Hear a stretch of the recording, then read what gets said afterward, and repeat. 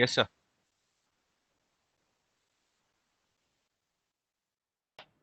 ಬೆಟ್ಟಕ್ಕೆ ಚಳಿಯಾದಡೆ ಏನು ಹೊದಿಸುವರಯ್ಯ, ಬಯಲು ಬತ್ತಲು ಎದ್ದಡೆ ಏನು ನುಡಿಸುವರಯ್ಯ, ಭಕ್ತನು ಭವಿಯಾದಡೆ ಅದನ್ನೇನು ಮೀಸುವೆನಯ್ಯ ಗುಣೇಶ್ವರ.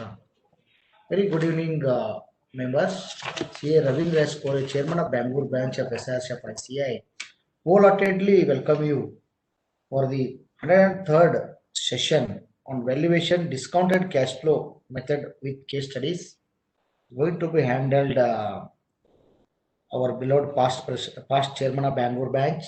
He was the youngest personality. That is none other than CA Sharavan Guduthur with us. On behalf of all the viewers and managing committee members of Bangalore Branch, I wholeheartedly welcome CA Sharavan for the today's session.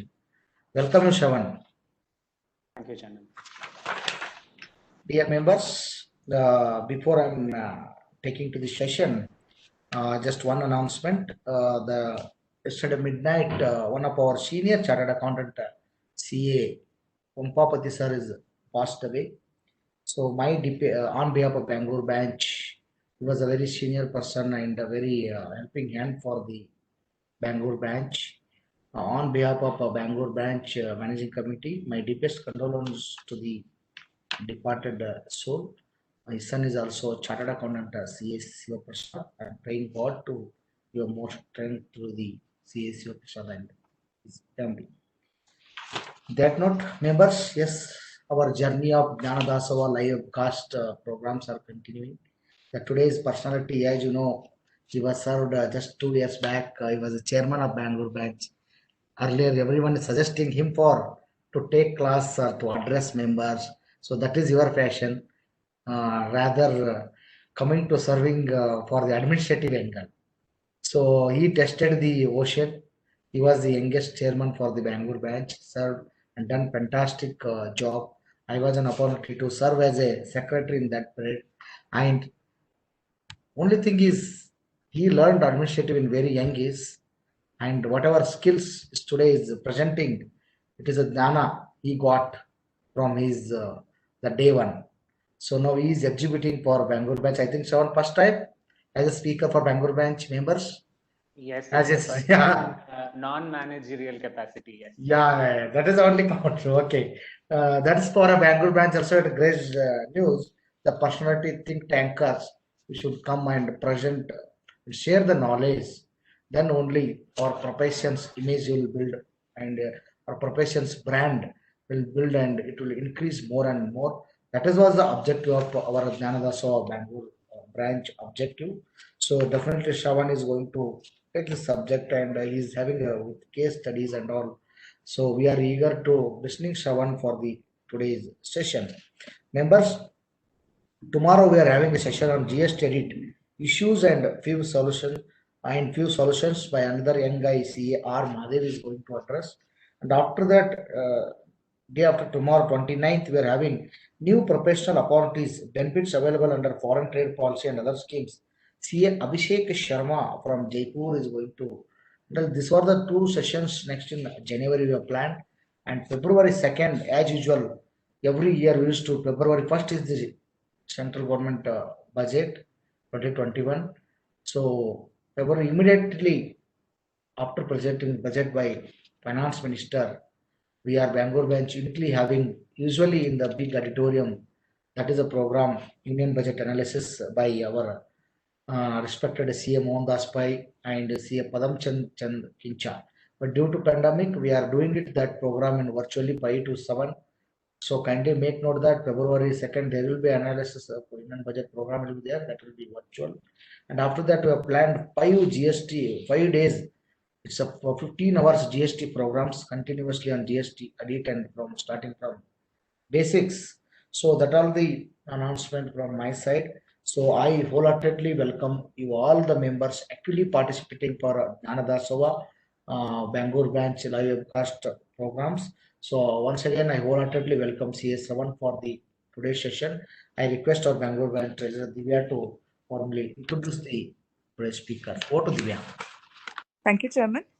To give a brief introduction about us, today's speaker, CA Sharavan Guduthur, is qualified company secretary, a diploma holder in IFRS from ACCA UK. Also holds a diploma in Information System Audit ICA, qualified chartered accountants, and he's also having keen interest in Ind AS assignments. CA Shravan is also a registered valuer and handled startups in financial modeling, valuation advisory, and provides certification under various acts.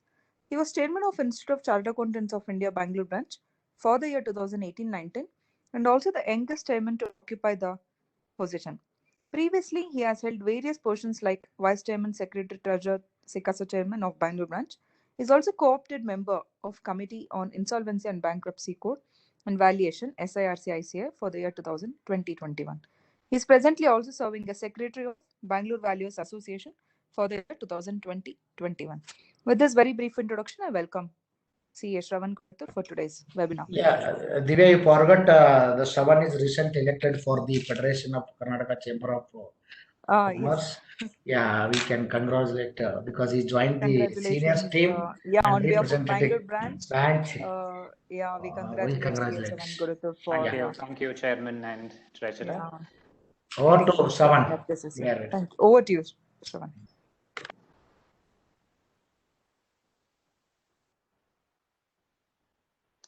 All right. A very good afternoon, ladies and gentlemen. It's a pleasure to be part of this session and share my 2 cents on the topic, that is valuation, discounted cash flow method, with a couple of case studies. I should wholeheartedly thank the chairman of the branch, Ravindra Kore, who is spearheading the whole branch even during these pandemic times, for having given me this opportunity along with the other managing committee members. And thank you, Divya, for the introduction as well. All right. What we will be doing, I think, from what I have observed in the recent past, is most of the sessions by the Bangalore branch generally have the Q&A session towards the end of the session. But considering today's session is a mix of both technicals as well as case studies, I requested the chairman and the IT team to allow questions during the case study part of the session, at least on a real-time basis, so that the questions or the concepts can be cleared then and there. So I think on any of you raising your hand, the IT team will be able to unmute you and you will be able to ask the questions.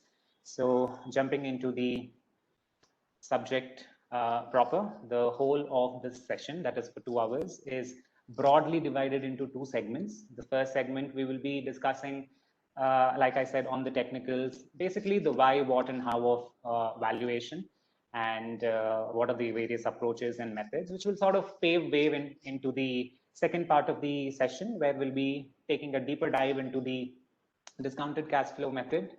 Again, few terminologies specific to this income approach, discounted cash flow method, and the case studies will be the end of the presentation today.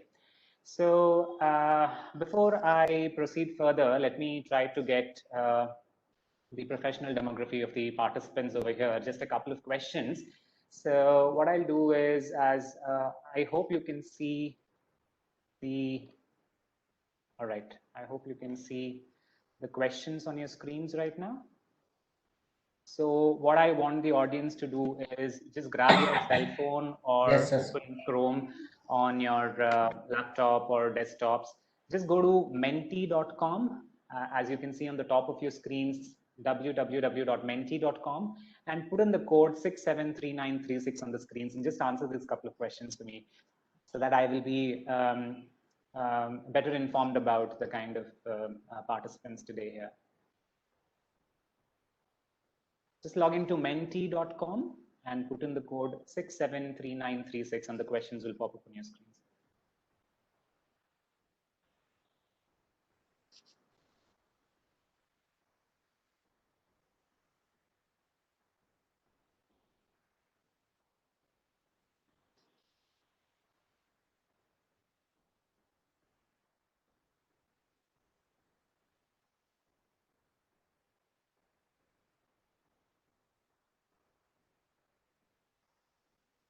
All right, looks like a majority of you are chartered accountants only and not registered valuers. All right.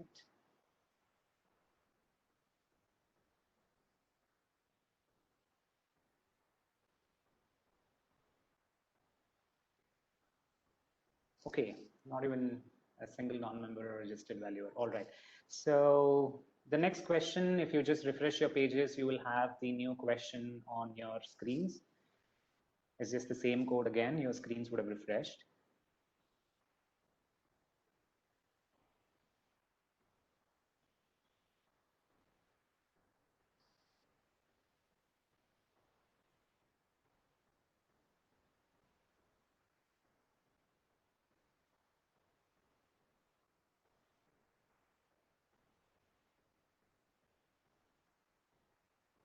All right, I think a majority of you are exploring valuation as an area of practice. Okay, I will take a deeper dive into the various specifics so that a majority of the audience are kept in mind during the deliberations. Okay, I'm going to alt tab into my presentation. Can you guys see my PPT again?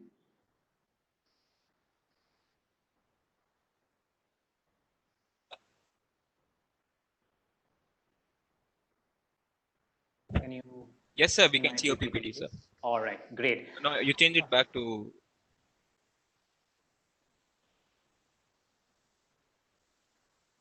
So you changed it back to. Yeah, now I'm getting PPT. Got it. Yeah. All right. Breaking the ice.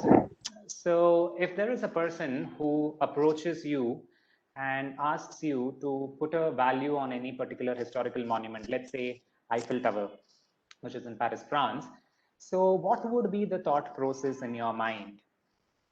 If there are, say, 50 participants in today's session, obviously I will get 50 different opinions from each one of you, because when a random question like how will you value and what would you value an Eiffel Tower as is posed to you, there will be various subjective thought processes in each of your minds, right? So you might be thinking, first of all, you would want to ask the person who's asking you this question a couple of questions. Why am I doing this valuation? What is the purpose of valuation? Why are you asking me to put a value on Eiffel Tower? You may also want to ask if the purchaser, whoever is the buyer of the Eiffel Tower, will be buying it, for what purpose is he buying? Or am I required to do a valuation from a sell side? Of course, I understand there will be a lot of regulatory and legal aspects when it comes to selling a monument like Eiffel Tower, which is not possible, but this is only for discussion purposes. So let's assume all of them are given. So when a question like this is posed, a lot of thoughts come into your mind, and few of you might say, it is the cost of recreating a monument like this, right from the raw materials to the value of the iron and steel to the architect fees, etc. I would put together all the costs involved in recreating this asset, and that will be the value of the asset. Yet another person might say, I will look into the future revenue generating capability of this monument, and I will also look at different indirect monetary benefits that are possible from using this monument or letting it out in the future. On that basis, I will put an appropriate discount rate and arrive at the value as of today. Yet another person might also say something like an Eiffel Tower carries with it a lot of intangible value, a brand value. So we might have to consider even the qualitative aspects and not just the quantitative aspects when it comes to putting a value on Eiffel Tower, right? There might be a few other people who might say there is an element of royalty, etc., etc. So there is no limitation on how a human mind works when given the same asset. So when you were given a same asset, if there are 5 valuers in the room, each valuer will come out with a completely different value for the same asset, which is asked for evaluation at the same time. So having said that, the entire valuation process, as all of us are aware, is a very subjective process. It's a very judgmental process, so to say. So let's take the example of the Eiffel Tower itself and understand that what is important for you is the thought process on how you arrive at a value and not the value itself, because like I said, value is very subjective. As long as you are taking care of the fact that you are able to understand the subject asset, in this case Eiffel Tower, in depth, detailed background information about the asset. It could be a company also, but in case it's an asset, what the detailed background about that asset, if you are able to identify the key value drivers what is creating value in this Eiffel Tower? What are all those metrics? If I'm able to identify that, and if I'm also able to identify what are all the risks and rewards associated with this particular asset, then I am in the right direction towards achieving a value. While value could differ, like I said, but the process that you have adopted, if you are able to justify the rationale in the process of putting a value, and if you are adopting all these things, if you're taking care of all these things, then you are in the right process. So having said that, let us look into a couple of important terms which are very much relevant for the rest of the session. As we look into the case studies, these terminologies will be used in multiple instances. While one of the very important terminology, which is also a basis of valuation, is the fair value. Fair value and price most of the times are confusing. While fair value is the price that it would be received to sell an asset between a willing seller and a willing buyer in an orderly transaction, where the buyer as well as the seller are independent of each other, as well as they are fully knowledgeable about the asset that they are buying or selling, then that particular value is called as a fair value. Whereas the price on the other side is pretty much arbitrary. Fair value is something which is fundamental, whereas price is very arbitrary. This is nothing but the amount that is received in exchange for something. While the theory is on your screens for all of you to read, let me just take an example. So during the recent COVID times, when there was a lockdown, which was announced way back in April 2020, you must have seen the mad rush in these departmental stores, or especially these chemists and druggists, the medical stores, right? So if there is a senior citizen who is required to take certain tablets and certain medications on a daily basis, if there is a limited supply of these things in the chemist store nearest to his house, the value of those medicines is manifold for him. Maybe the price that is printed on the tablet, the packaging of the tablet, is just 5 rupees per tablet. The value that this tablet is for him at that point in time is much more than what the price is, right? Similar examples we have heard in the past, like say, a very thirsty man on a hot day, there is only one bottle of drinking water that is available. He would be willing to pay more than the 10 rupees which is printed on the MRP. Here, the 10 rupees is nothing but the price, but the value that is there is something which is driven by human characteristics. Human characteristics could be your emotions, like, say, greed or, fear. These things drive up the price of price of an asset, which will be called as value. It can be lower than the price, it can be higher than the price, it can even be equal to the price. It's not always necessary that a fair value is beneficial to both the buyer as well as the seller at the same time. It is possible, but it is not necessary. And the moment you say a particular fair value is beneficial to both the seller as well as the buyer simultaneously, there are high chances that the fair value will be more or less equal to the price. You get what I'm saying, right? So these two important terminologies are very important for you to remember, because as a valuer, we are trying to identify the fair value. You might identify the fair value of a particular asset at 100 rupees, whereas in reality, that particular asset might get sold at 120 rupees. What it gets sold at is none of our business. Our business as valuers is to identify what is the fair value. If you are doing the valuation for different purposes, we will see what those purposes would be as we move forward in the presentation. The next definition that you see on your screens is the concept of relative valuation. This relative valuation has got a very limited meaning, specifically used in relation to mergers. So if I have to take an example, the recent merger of Vodafone and Idea, this is the biggest recent merger in India, right? So what really happened during Vodafone and Idea merger is that if I'm a shareholder, I will not be getting any cash in return. It is more like your share for my share.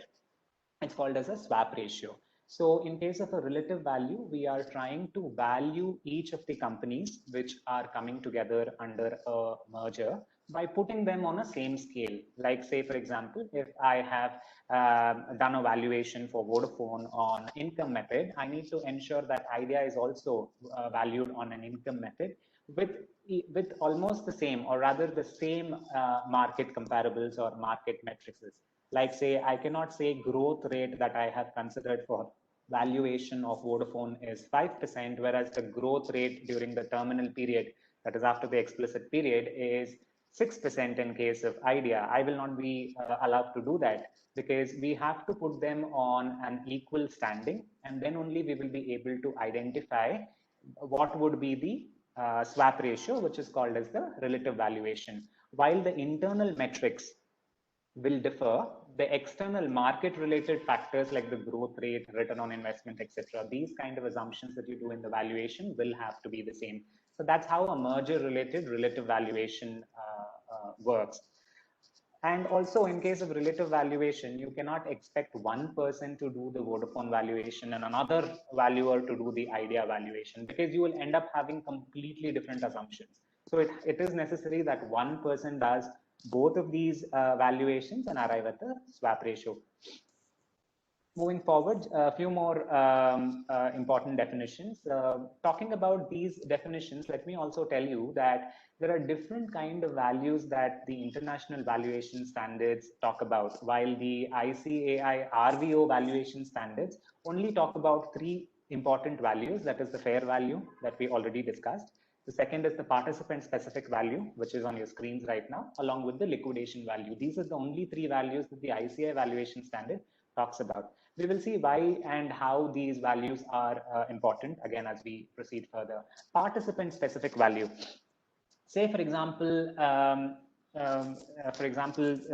there is this company called as 3M, right? So 3M, what happened? They got offer from a person who had developed an adhesive which was not exactly sticking properly, which was actually considered as a commercial failure. But 3M purchased this particular adhesive and they called it as post-its. They used it for the purpose of putting it on post-its because the adhesive should not be so strong on a post-it. So that's where they found the commercial sense. So this is called as a participant specific value. What was not considered as an effective adhesive for any other person, this company called 3M found a specific value in that particular item. Another example could be the recent investment by Facebook in the geo platforms, or Google for that matter in the geo platforms. So geo platforms in that series of investments were roughly valued at around 5 lakh crores. And when the valuation of the platforms or the Reliance entity stood at that particular level, if an entity was supposed to invest 10% in this particular company when 5 lakhs is the value of the entity, then it's obvious that you expect 50,000 crores in return for 10% of the shares. But Facebook and Google, I think they roughly paid around 44,000 or 45,000, which is much lower than the 50,000. That is because they were in a higher bargaining position comparatively. Whereas if you see, after Facebook and Google, there were a series of other investors who took, say, 0.5% or 1% stake in Jio, 2% stake in Jio, like about 5 or 6 investors. If you look at the value at which they were given those shares, it was much higher. For 1%, as per this calculation, it should be 5,000 crores. But there were situations where for 1%, there was an investor who gave almost 8,000 crores. So he gave a premium for what otherwise Facebook or Google took it at a discount. So why did he give a premium? Because again, he is looking at certain more synergies in a bigger platform like Jio, and he does not want to give up. So again, coming back to the original point of the value is completely differing from one person to another person. They look at the synergistic effect. They look at various other metrics before they conclude on what is a win-win situation for them.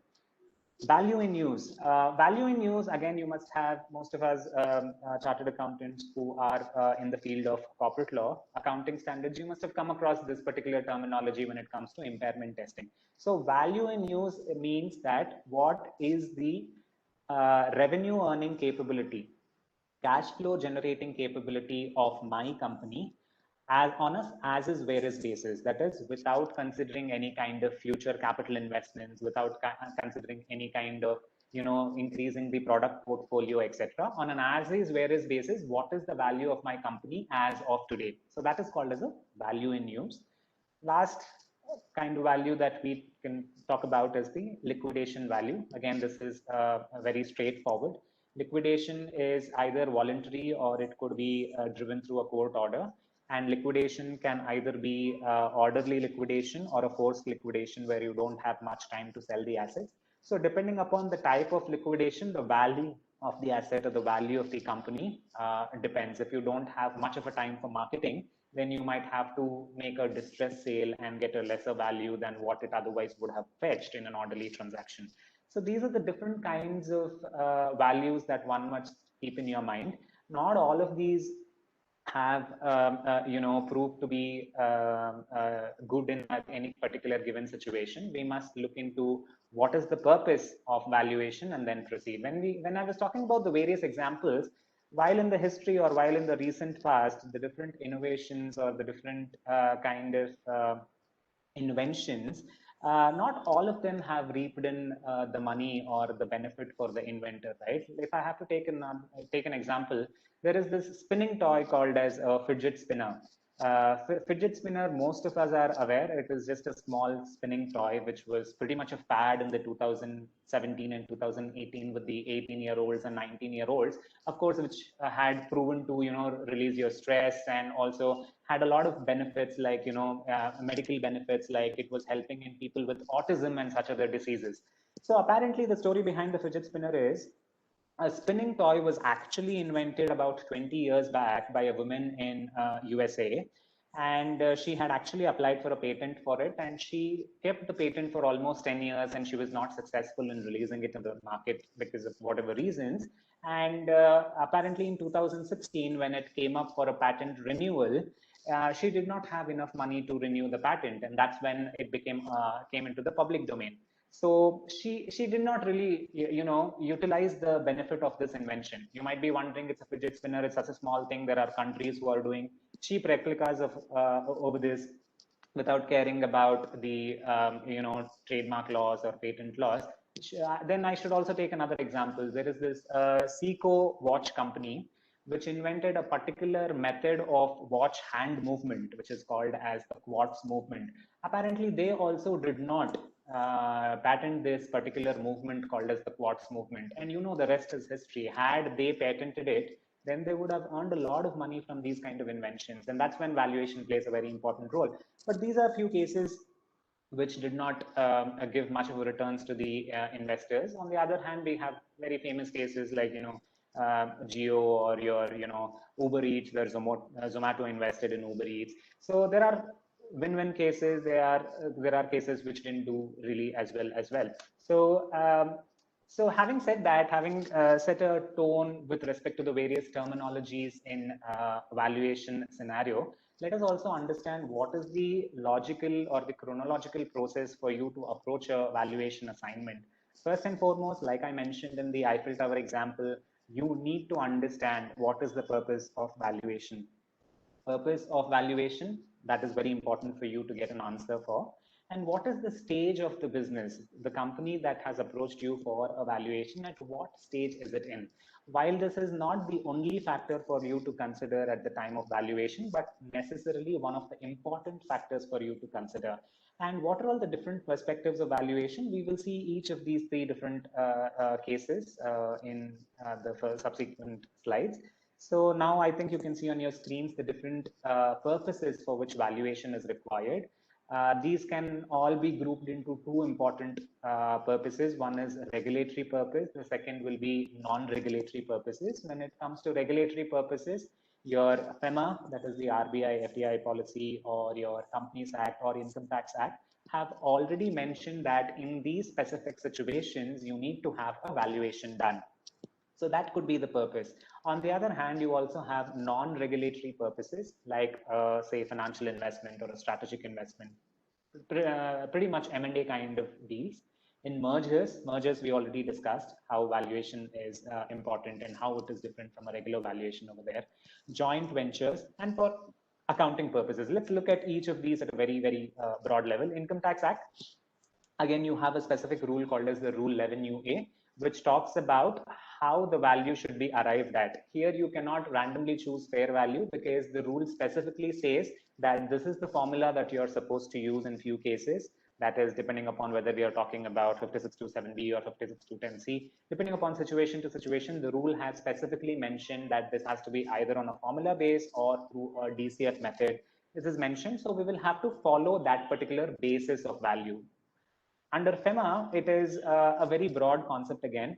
Until 2012 or 13, DCF was a mandatory method. Discounted cash flow method was a mandatory method, but later on, they modified the guidelines to state that any internationally accepted pricing methodology is accepted. While there is no clear-cut definition of what this internationally accepted pricing methodology is, we can fairly assume that a fair value is what they are talking about. So here the basis of value for all FEMA related purposes is fair value again. Similar with respect to Companies Act. Companies Act talks about fair value, whereas Income Tax Act talks about a slightly different variation called as the fair market value, right? So Companies Act talks about fair value. In your mergers and acquisitions, again, depending upon whose side are you doing the valuation, that will also require you to comment on the fair value. Mergers we have discussed. Joint venture is a typical kind of a valuation requirement wherein the joint venture agreements more often than not describe at what value the exit can happen from the joint venture. The agreement itself will mention. In case the agreement is silent, then it has to be fair valuation. But in the agreement, sometimes you will see that there will be certain exit multiple. There can also be a situation where IRR is prescribed. That is, whoever is the partner in the joint venture, he has to get a minimum return so that his IRR is met. IRR is the NPV, so that he has to get certain amount of return so that he is getting a return for the kind of investment that he has made. Or it could be any other method that is mentioned in the joint venture. So depending upon what is mentioned in that agreement, you will have to do the valuation on the basis of that. Like I said, if it is silent, then it has to be a fair valuation as at the end of the period, as at the conclusion of the purpose with which the joint venture has been floated. Accounting purposes, many purposes actually. Let me take one example again of the impairment. Impairment, you know that impairment has to be done at the cash generating unit, the smallest CGU level in an organization. If you are a manufacturing plant having different verticals, if say for example a steel manufacturing plant, that forms a CGU in itself. So what the accounting standards say, both your IGAAP accounting standards as well as Ind AS, what they say is you need to calculate the value in use. We saw what is value in use, what is the value of the manufacturing entity, the steel manufacturing plant, on a as is varies basis. And you also have to calculate the value of the steel manufacturing plant on a fair value basis minus cost to sell. Both these values, whichever is higher, you will have to compare that with your carrying value. If the carrying value is lower than the higher of these two, then you will have to then you don't have to do any impairment. But if the carrying value is higher than the higher of these two, then there is a requirement for you to do impairment. Again, here, since this is not exactly a statutory requirement, while the requirement comes through the accounting standards, generally a value in use kind of evaluation is done by the company itself internally. As a statutory auditor, we don't necessarily insist them to get external independent valuation done. But if it is a fair value less cost to sell, maybe in few situations, we will really have to ask the company to get an independent valuation done for the purpose of testing impairment. So these at a very broad level are the different purposes with which a valuation is done. Stage of business, again, I will at a very broad level explain these are the different stages that a company in its life cycle will have to go through. Ideation stage, as all of you know, this is a stage where the company just has an idea. There is no revenue, absolutely. They are in the testing phase and they have not really reached out to the market, or maybe even if they have reached out to the market only to collect the feedback and make the necessary changes to their product and things like that. The second stage is the revenue commencement and expansion stage. Primarily in this stage, the company starts getting certain revenue because they have already put out their product in the market, and they have already been getting some revenue. Might not necessarily be positive bottom line. It would generally be a negative bottom line in this particular stage. Next is the high growth stage. In high growth stage, primarily you have already established with a particular product, and now you want to explore into different geographical locations or different product verticals. That is the kind of stage you are in your high growth stage. and you also have a stable amount of revenues coming in, and maybe for the first time you're also seeing a positive profit after taxes. So this is the stage which will be spanning, say, for example, for 2 to 3 years, and immediately after that, depending upon how good your product is, you will enter into a matured company stage. In this stage, primarily, you will get a sizable chunk of the market to call it as yourself. I mean, belongs to your company, where you're able to sell your product. And at this stage, the growth in the revenues is sort of slowing down. The percentages keep dropping down, and the bottom line percentages are also more or less constant. And last stage is a liquidation stage, which can come at any time, not necessarily in this particular order, depending upon how good or bad your product is. Now, you might be wondering why we're discussing all this from a DCF point of view. Let me take you into the next screen, where I will be able to explain why the stage of business is important for you, and whether a DCF method can be used, and if it can be used, in what stage it can be used. Like most of us are aware, these are the three traditional methods or three traditional approaches for fair valuation. These are what are recognized even in the IVS, as well as the ICAI valuation standards. Valuation standards 103 talks about all these approaches. And most of us are familiar that income approach is primarily, income approach means discounted cash flow method. Discounted cash flow method, again, at a very broad level, means I have few cash inflows, I have few cash outflows projected over a particular period of time, during which my business life cycle takes at least one cycle to complete, which is called as the explicit period. And after the explicit period, I have certain value called as a terminal value. We will see that as we proceed through the case studies. So in this discounted cash flow method, we arrive at what are the free cash flows. That is what is available for distribution after whatever is considered for the operations of the business on a day-to-day basis. There is second method called as direct capitalization method. Direct capitalization method is more so a theoretical method, because this particular method cannot be put into practice or use, because this is applicable only for those companies which will have a stable revenue growth. The formula for this is your stabilized revenue earnings divided by the capitalization rate multiplied by the factor. So that will give you the value. So direct capitalization is pretty much, like I said, a theoretical thing. We have two other approaches, again, not really the subject matter of discussion today. For the time being, just understand that under the market-based approach, you tend to put a value to your company on the basis of comparable information that you get from similar or same companies in the market. If you are a listed company yourself, then the value is, of course, there on the stock market.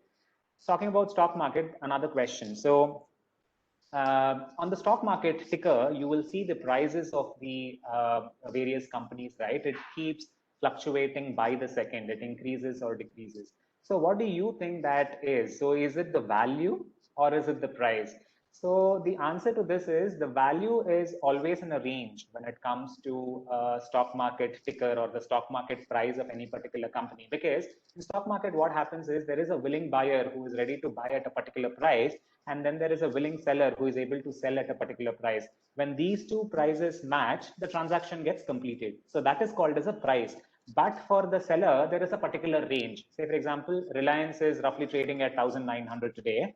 So for me, I find value in investing this particular piece of shares for 1,900 rupees to 1,920 rupees. That's my range of value. The transaction can happen at 1,900 itself, or it can happen at 1,910. So that becomes the price. So similarly, for market approach, we are supposed to look at the value at which the transaction has completed in the stock market. On that basis, you are supposed to arrive at the market capitalization. Market capitalization, in other words, is nothing but the net worth of the company, right?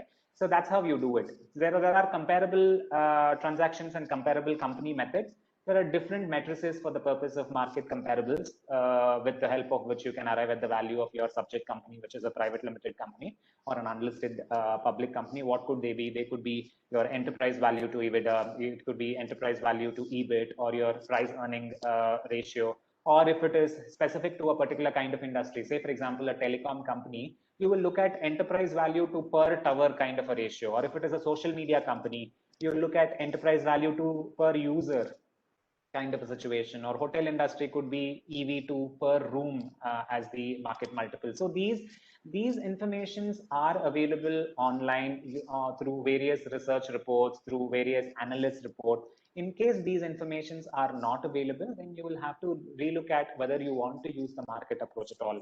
The last approach is your cost approach. So the cost approach is primarily taking into consideration the net assets in your books.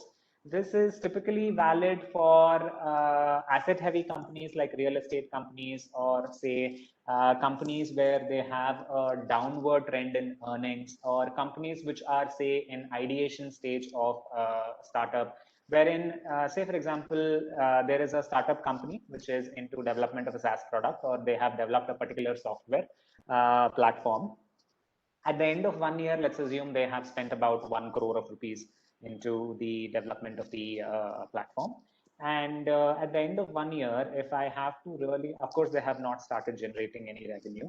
If I have to look at the cost approach for this, if I'm an independent valuer, I will see whether the stage of completion of the software or the stage of completion of the product, can it be replicated? If I am able to replicate it, and if I'm able to incur only 75 lakhs to do the same thing, which is also called as the replacement cost, as you can see on your screens, I would value this company at 75 lakhs, irrespective of whether I have put 1 crore or 10 crores, right? So this is in a stage where we are looking at only the cost approach.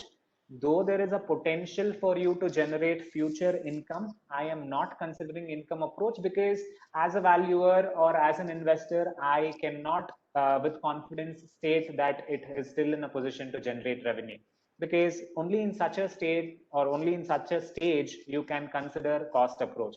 Otherwise, you can adopt a method like a DCF income approach, wherein you will consider the future revenue earning capability of that particular product and put a value. But if you're not able to do that, if you do not have sufficient information in your hand to do that, you will be looking at these cost approaches. Replacement cost is, trying to build almost a similar kind of an asset with a similar utility, whereas reproduction cost is, if I have to do a replica of the same car, what would it be?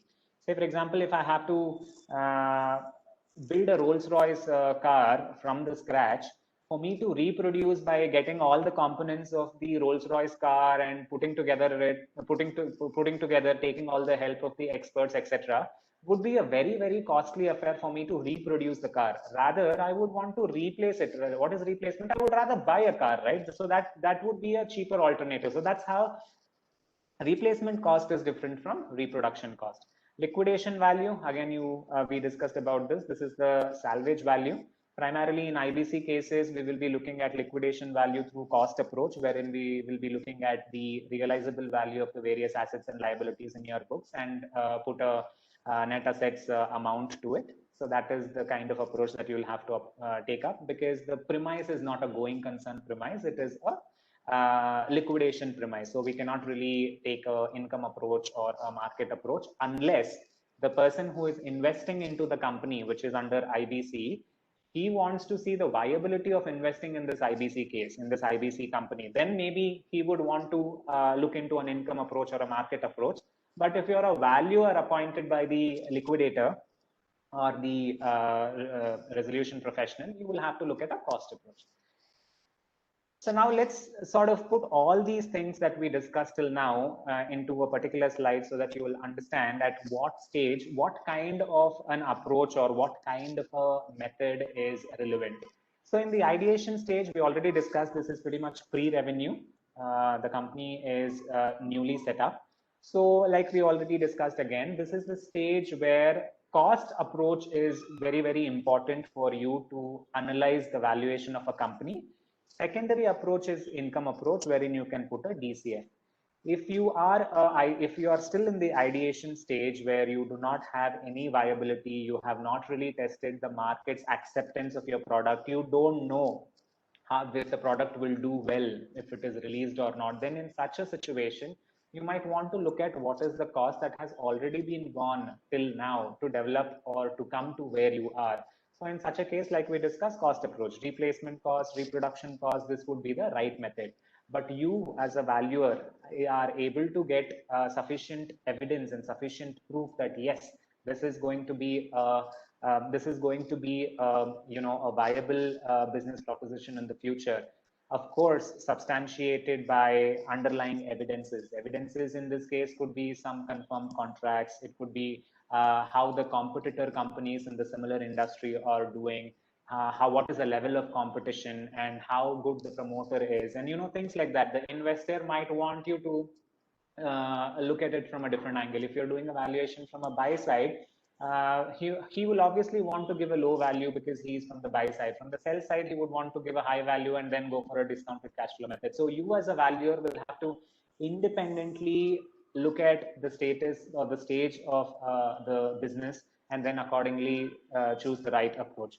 So for the second stage, revenue commencement and expansion stage, okay, before I touch upon that stage, in the first stage itself, you might have seen in your many examples in the news and media that many of the venture capital firms are preferring to take convertible securities instead of directly taking equity shares. Why is this?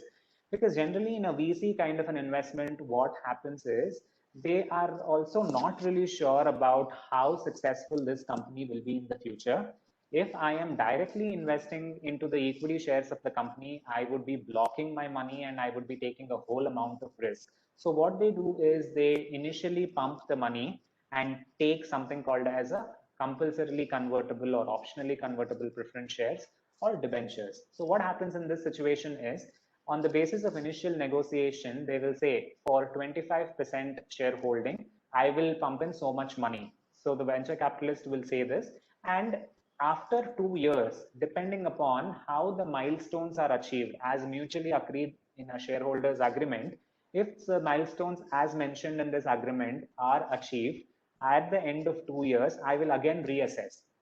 If they are achieved, well and good. I will stick with my 25% initial investment, and at the end of 2 years, I will convert my preference shares into equity shares.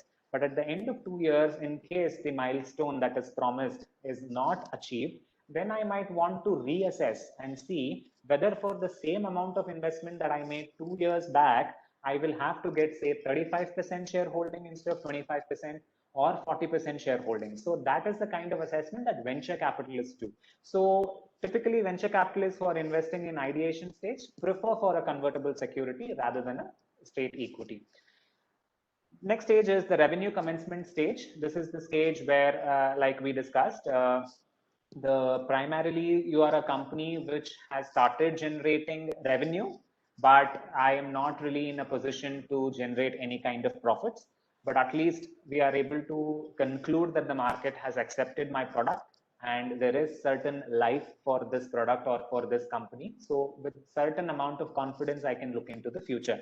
So that's the reason why DCF methodology, that is an income approach, is acceptable in this kind of stage for a company. Of course, there is no hard and fast rule that a valuer will have to look at more than one approach or more than one method to put a value to a company or to put a value to an asset. But it is always suggested from a sanity check point of view, or to get that additional valuer comfort or the audit comfort, so to say, that we also look at alternative approaches like a market approach in this case.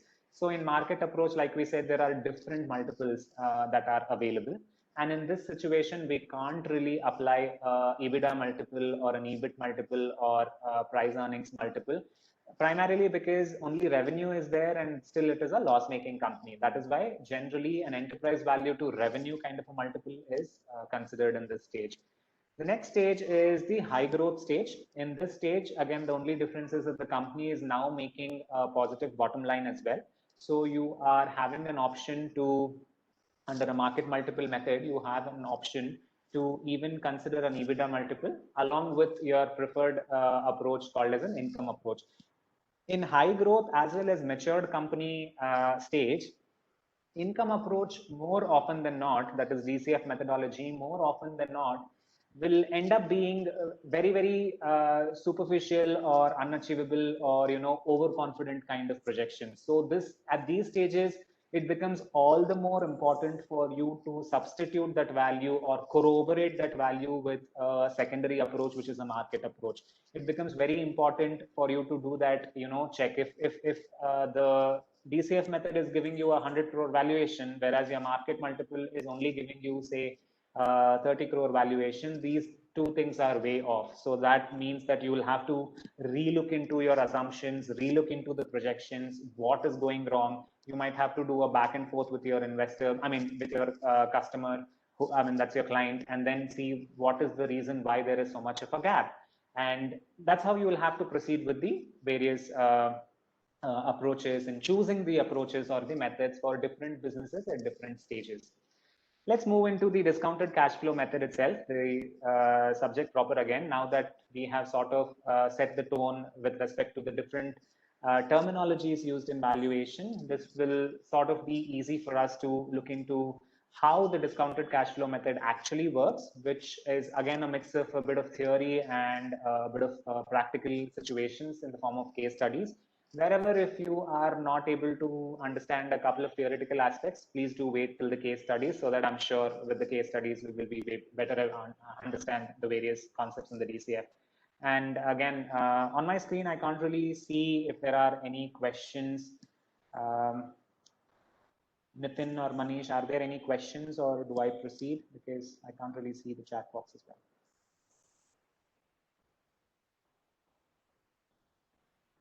If any of you have any questions at this stage, feel free to raise your hand so that we can take them here. All right, I assume there are no questions right now.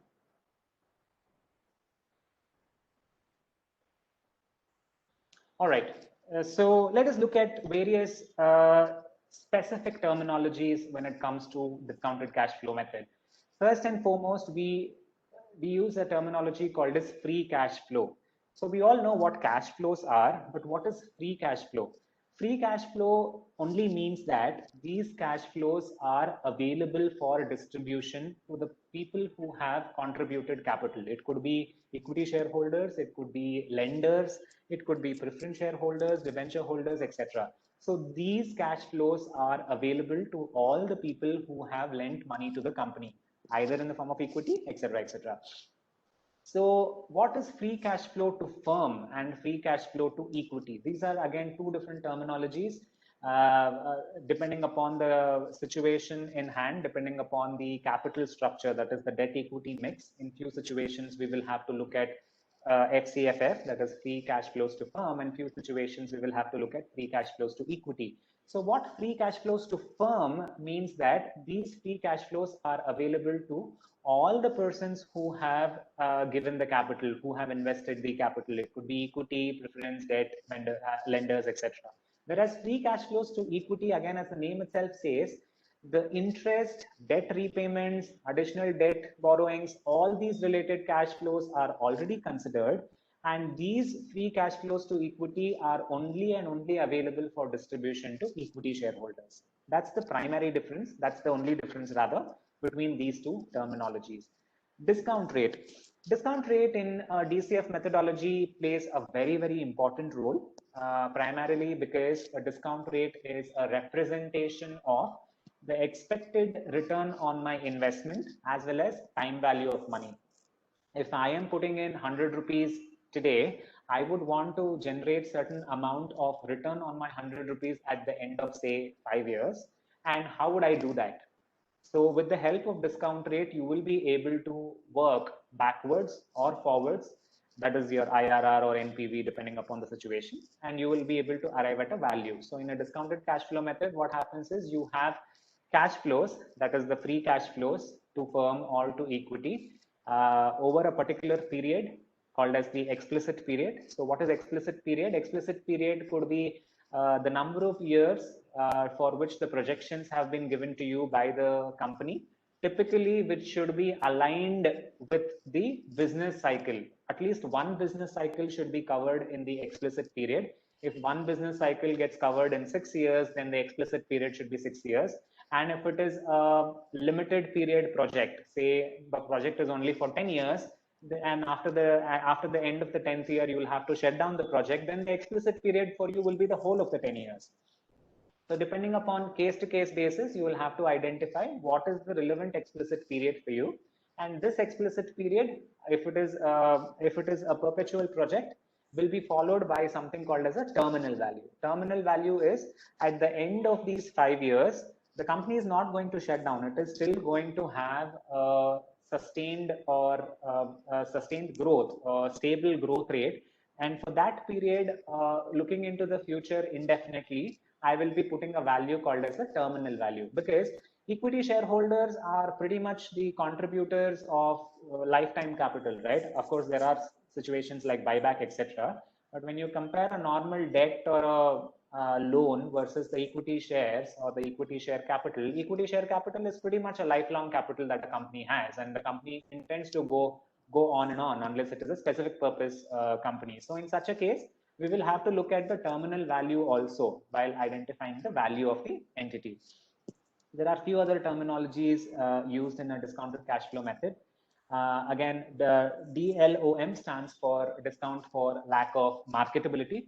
Primarily, this kind of discount will have to be given for minority shareholders or small stake purchases, because discount for lack of that is for discount for lack of control. Discount for lack of marketability is for if I am not able to sell it, because it's a private limited company, right? So I am not able to sell it as I'm able to sell a listed company share easily. So because of that, I will put a discount, say 20% on the enterprise value, and arrive at ultimate value, say 80% itself is considered as the effective value, because I'm not able to sell whenever I want to immediately. Whereas discount for lack of control is a minority shareholding.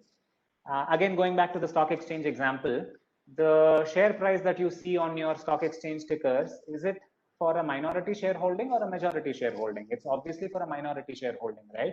So that means we can say that the discount for lack of control is already factored in the value that you see on your stock exchange, because you as a minority shareholder will not be able to have any control. You cannot participate in the decision making. You cannot have your own board of directors representing you on the board, etc. You are not participating in the strategic decisions of a company on a day-to-day basis. So because of such situations, you will have to reduce the value if you are an investor from a minority angle. So that this also could be like, say, 10%, 20%. There is no hard and fast rule. Depending on a case-to-case basis, this is completely a valuer's judgment. Control premium. So control premium is the opposite of discount for lack of control.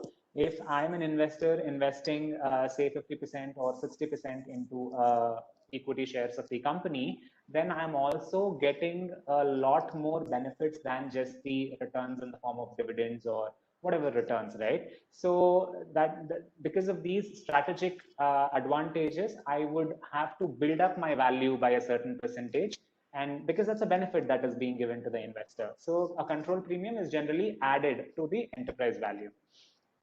You also would have come across these terminologies called as beta and alpha. We will see what these terminologies are. There is a particular slide for this again. We will see that. This is in a brief manner, in a nutshell, what really happens in a DCF valuation. We start with the projected financials. The client generally gives you the projected financials, of which you are supposed to do a sanity check. How do you do this? You will look at the assumptions that have been considered by the client in preparing these projections.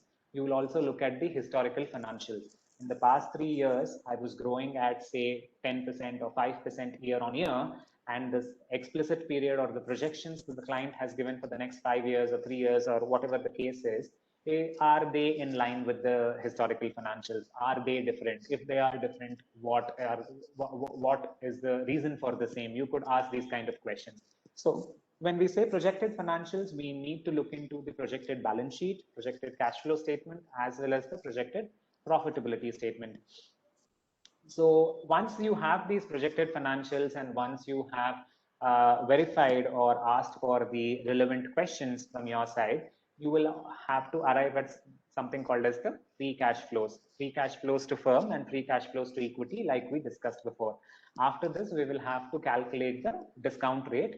And how do we calculate the discount rate? This is something called as a weighted average cost of capital in case you have equity as well as debt structure in your capital structure. And cost of equity, how do you calculate it? Cost of debt, how do you do that? We will see in the case studies. For the time being, just understand that once you arrive at the free cash flows to firm or free cash flows to equity, you discount those values, and including the discounted value of the terminal value, you arrive at something called as an enterprise value. And if in this enterprise value, the debt is already included, we will be subtracting the debt and adding back any surplus assets. And the resultant figure is the value of the company for the equity shareholders. So this is in a nutshell, like I said, what really happens in a DCF.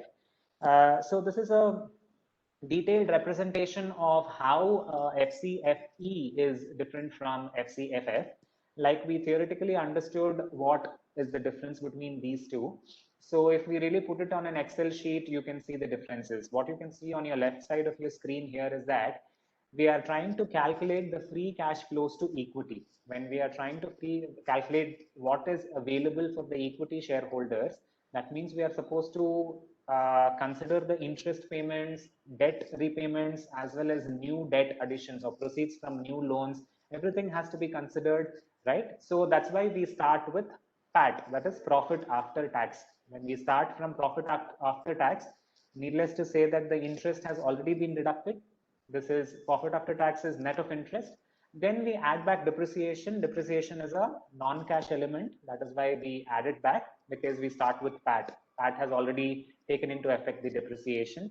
And then we subtract the Capex. So why do we subtract the Capex? That's because in P&L, Capex related investments will not be reflected. So we will have to look at what are all the Capex outflows on a year-on-year basis, and we will have to reduce that from our cash flows. Because if we take off the whole cash flows that is available before the Capex investments, we might not be able to generate the projected cash flows, because the projected cash flows require you to have certain amount of Capex investments, without which you will not be able to achieve the targeted revenues in your explicit period or terminal value. So that's why we need to subtract the Capex. After this, we are supposed to give adjustments for the working capital. So what is working capital? Current assets minus current liabilities. The net working capital, if there is an increase in the net working capital year on year, that means that there is a cash flow utilized for the increase in the net working capital, which we will be reducing from the profit after taxes. And of course, since we are doing a FCFE, we also will have to adjust the borrowings or the loan repayments, as you can see on your screens, to arrive at free cash flow that is available for equity shareholders. While on the other hand, the free cash flows to firm, we start from Ebitda. That's because we are trying to arrive at a value which is available for all the contributors of capital as well as loan. So we start with earnings before interest, tax, depreciation, and amortization. And since anyways depreciation is not already considered, I don't have to add it back. Tax on EBIT, in other words, profit before taxes. One might ask me, why should it be tax on profit before interest? That is because the element of tax benefit on interest is taken care in the form of a discount rate. We will see that in the case studies. So that is the reason why we do a tax on EBIT instead of on profit before taxes. Then of course, Capex is the same logic, like we explained before. Capex has to be deducted, and working capital also the same logic. So once you do these adjustments, the amount that you arrive at is called as free cash flows to firm, which is available for distribution to all the contributors of capital to you. Couple more important things for you to understand. How do you identify the cost of equity? In any particular situation, if the client is able to give you some research reports for a similar industry, and or if the investor is able to give you certain information, provided you are satisfied with it, you can straight away go ahead and take that as a cost of equity. It's a judgment's call. But most of the time, cost of equity has to be built up. But how can you build up or arrive at the cost of equity? one of the very commonly used, famously used method to arrive at the cost of equity is called as a CAPM model. So what is CAPM? So capital asset pricing model, wherein you consider certain aspects like what is the amount of return that I can expect if I put my money in risk-free securities. So that's called as the risk-free amount of money that I can get, which is represented by RF. But since I am investing in a company, I will be expecting not just the risk-free return, but over and above that, I will be expecting something else because I'm taking risk. So how do I calculate this?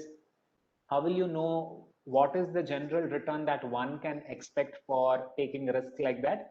One of the major ways to identify this is to understand how the index has moved over the past years, right from the inception. It could be your Nifty, it could be how your Sensex has moved over a period of time, and that particular rate can be considered as the market rate of return. So beta, as you also saw on the previous slide, beta is something like a measure of sensitivity. So when I say measure of sensitivity, if my company, which is a listed comparable company for the subject company that I'm valuing, if it is moving, let's say, on par with the market, then I would say beta is 1, which is rarely a situation, right? So let's say beta can be anywhere from a negative number to more than 1 also it can be. So what does a negative beta mean? Negative beta means that if the market is going up, my asset value reduces. This is in very, very rare situations, like say, for example, gold. What really happened with the gold prices during the pandemic is that it started increasing when the stock market was falling. And now that the stock market has more or less stabilized, the gold prices started dropping. So that is called as the negative beta, which is very rare, again, only in relation to gold and gold related stocks. If it is exactly 0, if beta is exactly 0, then what is the meaning? My volatility or my returns or my risks and rewards are not at all linked to how the market performs or how the Sensex or my Nifty performs. So examples for this would be primarily your government securities, right? Irrespective of whether there is a fall or gain in your markets, whatever is the promised return on your government securities, you will only get that. So there is no sync between these two. There is no link between these two. So those kind of securities will have a beta as 0. Then the next category of beta is beta where it ranges from 0 to 1. So these kind of companies can be considered as pretty much stable companies. Even when there is a volatile movement in your stock market, these stocks will not fluctuate so much. So these could be pharma companies or any other companies manufacturing essential goods like FMCG. If there is a 1% increase in the stock market or a dip in the stock market, my stocks might not increase at the same level. They might just increase at a level of 0.5% or drop at a 0.5%, which is much lower compared to how the stock market is actually moving. So such kind of stocks are considered as pretty much stable companies, not really completely sensitive to how the stock market moves. If my stock is exactly having a beta of 1, that means that if my stock market is moving at 1%, either upwards or downwards, even my stock is moving exactly in the same way. This is also again a rarity. Primarily index funds will have this kind of a situation, and those having a beta of more than 1 or those kind of companies which will have a lot of impact even for a small movement in the stock market. These could be real estate companies, this could be automobile industry. For every 1% drop in the stock market, there could be 2 or 3% drop in the shares of these particular companies. So that is what beta means. Beta is trying to identify the market returns and trying to bring it to the industry specific returns. So that's why beta is multiplied with the market premium or the risk premium that we have. So this is the formula that is there to arrive at the cost of equity. We will see in the case studies how to proceed with that. So again, beta, how do we obtain beta? There are many websites which give you the beta right from your say Damodar website is there, you have Money Control, you have Bloomberg, you have a lot of these websites, and there are also a lot of these financial magazines or analyst reports which not only give you the beta factor of the listed companies of India, but also can give you the beta factories of companies listed abroad. So that is where you'll have to get the beta numbers from. And mind you, if you don't get the unlevered beta, if you are able to get only the levered beta, using the formula that is mentioned on the screen, you will have to unlever the beta that is available, and you will have to re-lever it back on the basis of the debt equity ratio of the subject company that you are valuing. This is a very important step because every small change in the beta factor will have a huge impact on your valuation of the company. So you need to adopt these methods very stringently. Let's move into the case studies. So what I have done for the case studies is I have put together 3 different case studies with different variations at each of these in each of these case studies, so that the concepts are better understood. And also in a couple of case studies, I have considered FCFF, which is generally the method that is adopted. And the last case study is a FCFE method, so that you'll also understand why a FCFE is used over a FCFF. There are various other variations, like say, for example, the terminal value. How are you going to value the terminal growth or the terminal value of an organization? There are different methods and approaches to it. You will find that. So let's move into the first case study. So the first case study that we have taken is a manufacturing company. Again, like I said, I think there are a few questions. Can you explain FCFF and FCFE with an example? Sir, I will be covering that in the form of a case study. I think if you after that, if the question still persists, we can look at it. Can you please explain the reason for reduction in Capex? It would be really helpful with an example. Again, that is considered in the case studies. We will look into that. Okay, I will keep the chat box open on the side if there is something. All right, so the first case study that we are looking at, as I said, is a manufacturing company. And the date of valuation here we have considered for the example purposes as 31st March 2020. This company has been into existence from quite a few years already. So the past 3 years historical information of revenues and expenses has been given on the profit and loss statement. And we also have the projected revenues as well as expenses for 5 years. So these 5 years are called as the explicit period.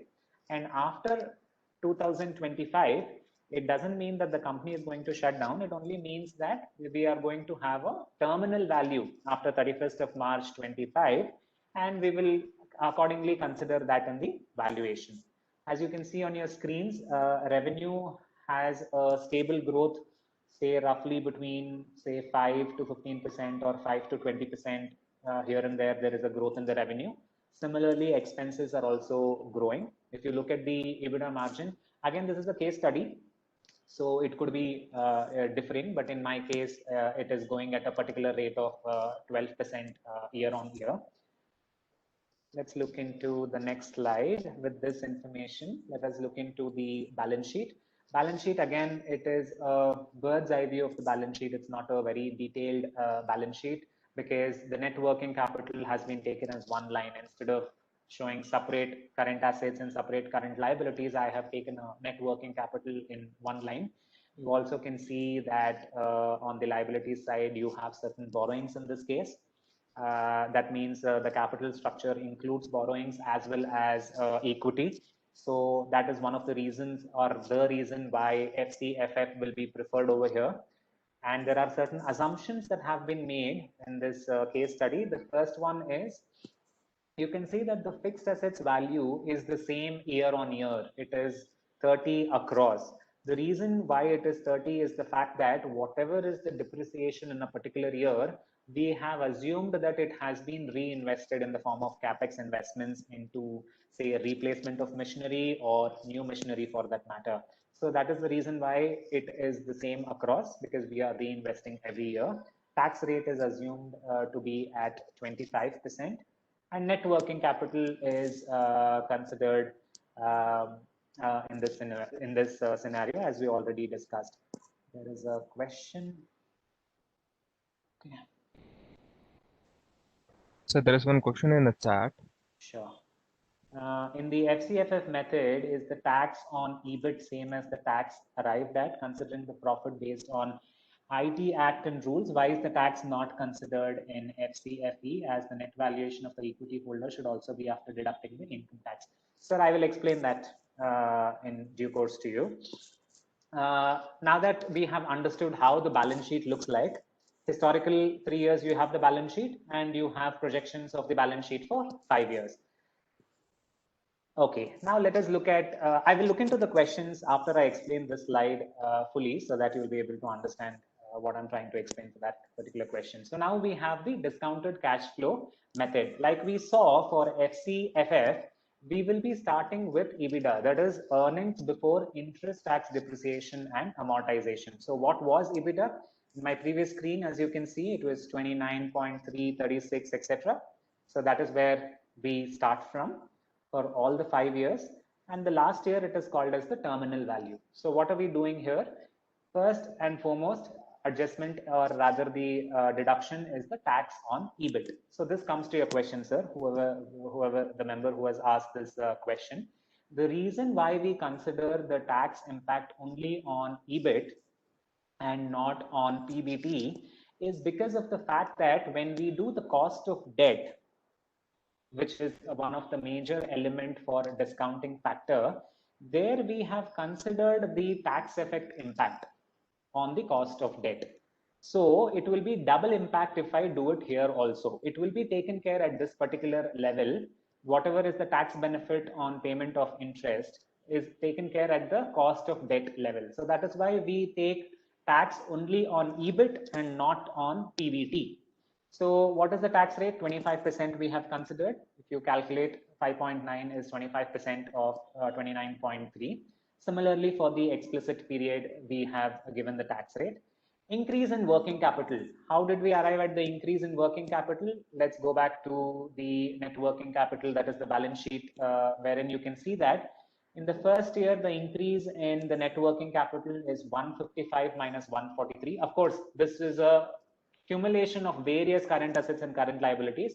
On a cumulative basis, 155 minus 143 is how much? 13. Subsequently, 169 minus 155, how much? 14, right? So these are the increases in the working capital which we will have to consider. I think one of the participants already asked a question about this on why do we have to give this adjustment.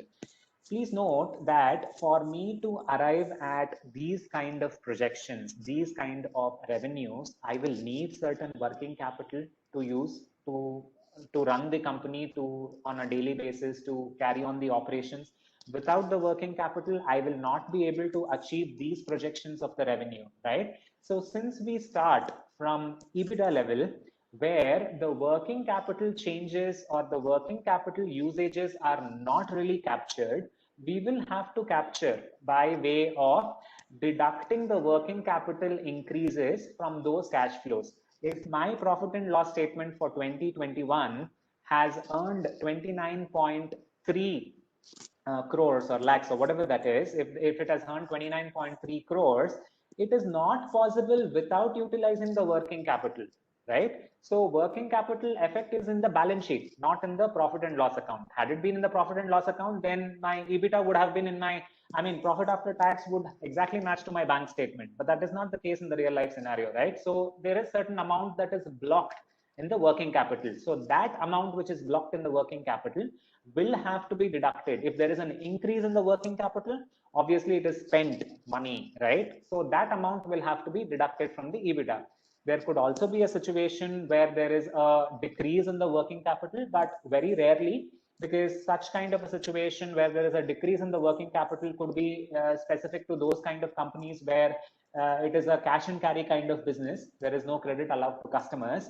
And whereas the vendors are actually giving you some 30 days or 60 days kind of a credit period. So in such a situation, you might have a decrease in working capital, which needs to be added, because indirectly your cash flows are increasing, right? But in this situation, which is a typical situation, working capital generally increases, and the fact that it has increased means that there is a cash inflow which is stuck in the form of working capital, which we are supposed to subtract.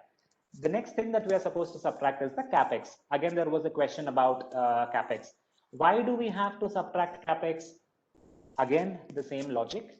We cannot derive or arrive at the projected revenue numbers without investing on the necessary Capex. Capex could be to stay at a particular level of operations, or Capex could also be to increase the production, either increase the production capacity or the quality of the production. It could be anything. Say, for example, there is an asset in your books which is whose useful life is say 5 years, and the 5 years is getting completed in the year 21-22. So that asset will have to be written down, and you have to replace another asset for continuing the same production capacity. So in that year, there will be something called as a maintenance Capex. While maintenance Capex means purchasing of a new asset, I'm not talking about repairs and maintenance. Repairs and maintenance is a revenue item, which is already taken care in your Ebitda or your profit after tax, right? What I'm talking about over here is the actual Capex investment. Again, from an accounting standard point of view, what can be capitalized as per AS10 PPE is only those which is capable of increasing the value addition in an organization, right? If you are able to reap the benefits over and above the existing benefit from an asset, only then you can capitalize it. Or if you have scrapped an asset, you have to remove the value of that asset from the books and replace it with the new asset that you have purchased to maintain the operations level. So that also can be capitalized because you are removing the old asset from your FAR or your books for that matter. So that's the reason why Capex will have to be reduced, because we are looking at arriving at free cash flows that are available to the firm, which can be distributed to all the contributories of the money into the company. So in this case, like I said, there is debt also. There are equity shares, of course. So what is FCFF? It's a simple mathematics of Ebitda minus the tax, minus the increase in working capital, minus the Capex. Gives me 7.4 in the first year. Similarly, for all the other years in the explicit period. So now at this moment, let us stop looking into the explicit period, and let me come into something called as the terminal value. Like I told you before, at the end of the first 5 years, which is the explicit period, the company still continues to run. But since a particular life cycle, a whole business life cycle of this particular manufacturing entity has already been captured into the explicit period, and after the end of the 5th year, I expect that the earnings will be stabilized, because you cannot have exponential revenue earning capability over the entire life cycle of a company. At a point in time, you tend to have that exponential growth, and the growth will be very, very limited, or in other words, can be compared to the GDP growth of a country, right? If your country is growing at a particular level, then any matured entity will also more or less grow in that particular level after a particular point. I agree there are these new age technology companies or social media companies which are growing at say 100% or 200% year on year, but that will stop after a point, right? It cannot be that into perpetuity I will be growing at 100% or 50% or 200%. So you will have to estimate, say for example, within the 5 years, if it is a situation that in the 5 years I'm growing, and even in the 6th year and 7th year also I'm growing exponentially, then you as a valuer will have to increase the explicit period from 5 years to 8 years, or maybe 10 years, until that particular period of time where you think there is a stability in your revenue earnings, in your growth. Only then you will have to apply the terminal value. So terminal value, how is it computed? Terminal value in this scenario, since the explicit period is for 5 years, terminal value will have to be calculated as of 31st of March 25. So standing as of 31st of March 25, assuming that I have a gradual growth from that point in time, there are multiple methods for me to arrive at a terminal value. This first case study that you are seeing on your screen, the method that has been adopted for calculating the terminal value is called as the Gordon growth model. So the Gordon growth model is again a commonly used terminal value calculation methodology, where what happens is I am looking at what is the growth rate in which I can grow into perpetuity, and I will consider that into my capitalization factor, and I will discount my terminal value or the FCFF as at the beginning of the terminal value computation, and I will arrive at a terminal value. So how will I arrive at a terminal value? Let's assume the terminal growth rate is 5%, that is into perpetuity. I will be growing at 5%. So what is the 31st March 2025 FCFF? It is 20.1. If I add 5% to 20.1, it will come to 21.1. That will be the yearly growth. Next year, again, there will be 5% increase, etc. So at the end of year one, standing as of 31st of March 25, I will be getting 21.1, right? So that 21.1 will have to be, that is the cash flow over here. Terminal value formula is here. That is the cash flow over here. 21.1 divided by K minus G. This is the capitalization factor. So what is capitalization factor? That is the K is the cost of equity plus debt. How we arrived at K, that is 12%. As you can see at the bottom of your screens, it is here. I will explain you how 12% is arrived at. So 12% minus 5% will be the capitalization factor. If you do that math, you will get 301 as the terminal value. Mind you, this terminal value is as on 31st March 25. Again, I will have to discount that at the rate of 0.57, which is the discounting factor for that particular year, right? So on that basis, I am arriving at 175. So what is 175? 301 multiplied by the discounting factor of 0.75 gives me 171. Let's take a step back and understand how the cost of equity and cost of debt is arrived at. Let's spend some time over here. We already discussed the different terminologies that are used in cost of equity, especially under the CAPM model. So the risk-free rate of return is generally the return that I can expect without any risk. So what can I take for that purpose? I will generally look at a government security because it's completely risk-free. The government can never default because government has the supreme authority to even print the notes, right? So they can never default. So if I invest in a government security, let's say for a 10-year government security, what would be the return that I can expect? I can expect 8% as of today for a 10-year risk-free government security. I have considered that as 8%. Now, what is the market rate of return? So market rate of return is something, like I mentioned, we will have to look at either the Sensex or the Nifty and how they have grown. So this is the rate at which the Sensex has been giving the returns. That is 13%, right? I cannot see this. Yeah, that is 13%. So when I'm investing in the market, I can expect 13%. But if I am investing in a risk-free investment avenue like a government security, I can get 8%. So what is the return that I'm getting for taking the risk? It is 13 minus 8, which is 5%, which is called as a risk premium, right? So this is 13 minus 8 is 5%. Beta, we already understood what beta is and how we can get this beta. We have assumed that since it's a manufacturing entity, more or less into FMCG or pharma kind of an industry, or just understand for the time being that the beta for this particular industry is arrived at as 0.9. We take that into the formula of CAPM. All right. Alpha, we didn't discuss about alpha before. While beta is used for purpose of identifying the risks and rewards of the industry in comparison to the market, alpha is an adjustment for you to identify what would be the risks and rewards which are specific to your company, which are not factored in the industry, right? While beta is from the market level to the industry level, alpha is for bringing down from the industry level to the company level. There could be various kinds of reasons how alpha is decided. Right now, we have assumed it as 2.5%. What could alpha be? Alpha is nothing but the company specific risk premium. Say, for example, this is a manufacturing entity case study that we are discussing. I have a heavy dependence on one particular customer. I have a heavy dependence on one or two kind of vendors. This is a risk, right?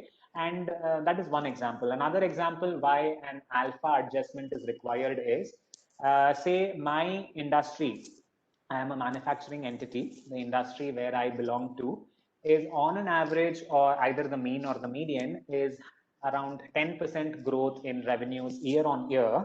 But if you see my projections in the explicit period, I have roughly projected 15 to 20% growth year on year, which is over and above what my industry is having, right? So when there is a higher return involved, obviously there is an element of risk involved.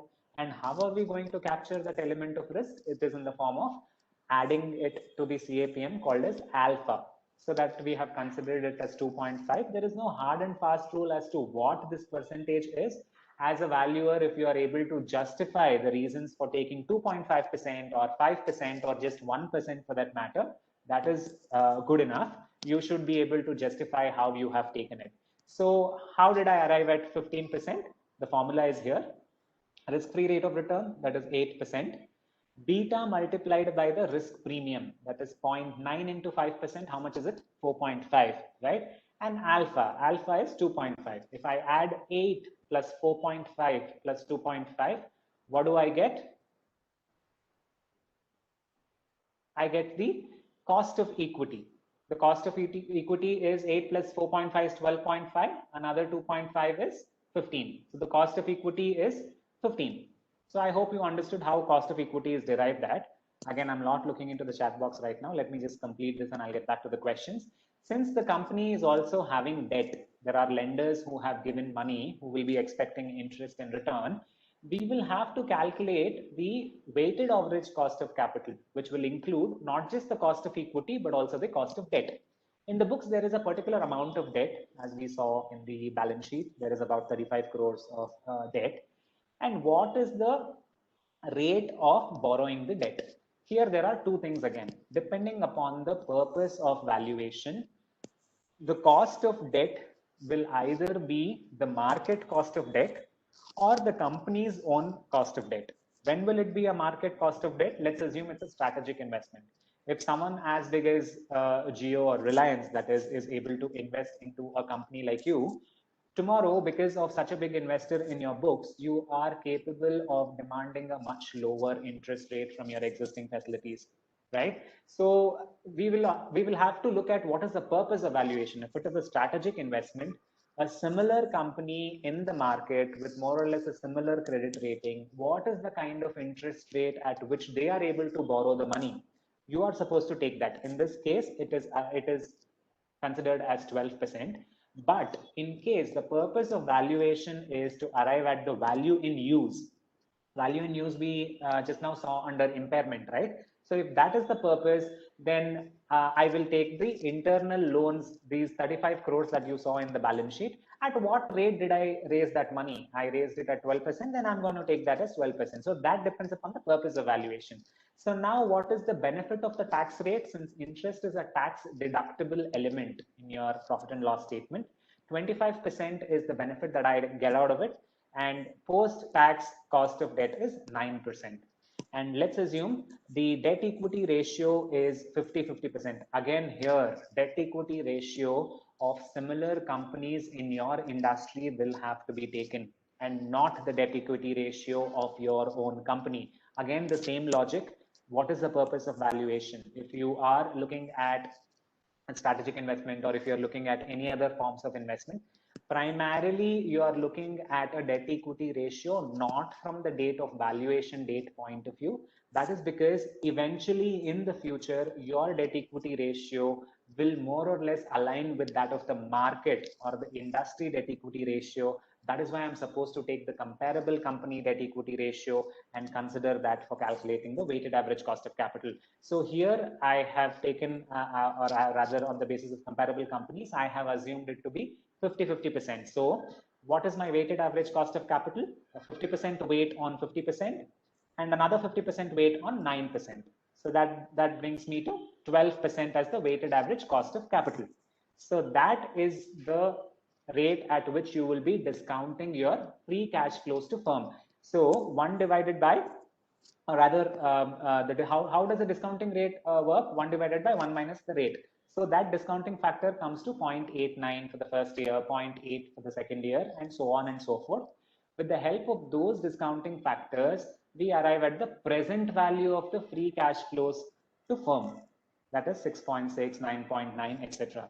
So when I add all the 5 years present value of FCFF, it comes to 48.2.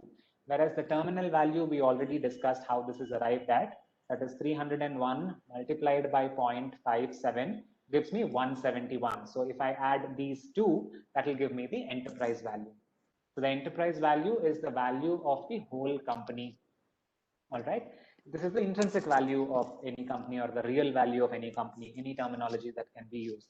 So from this value, if I am subtracting the debt as on the balance sheet date, so how much was the amount in the balance sheet as on the balance sheet, as on the valuation date, it was 35.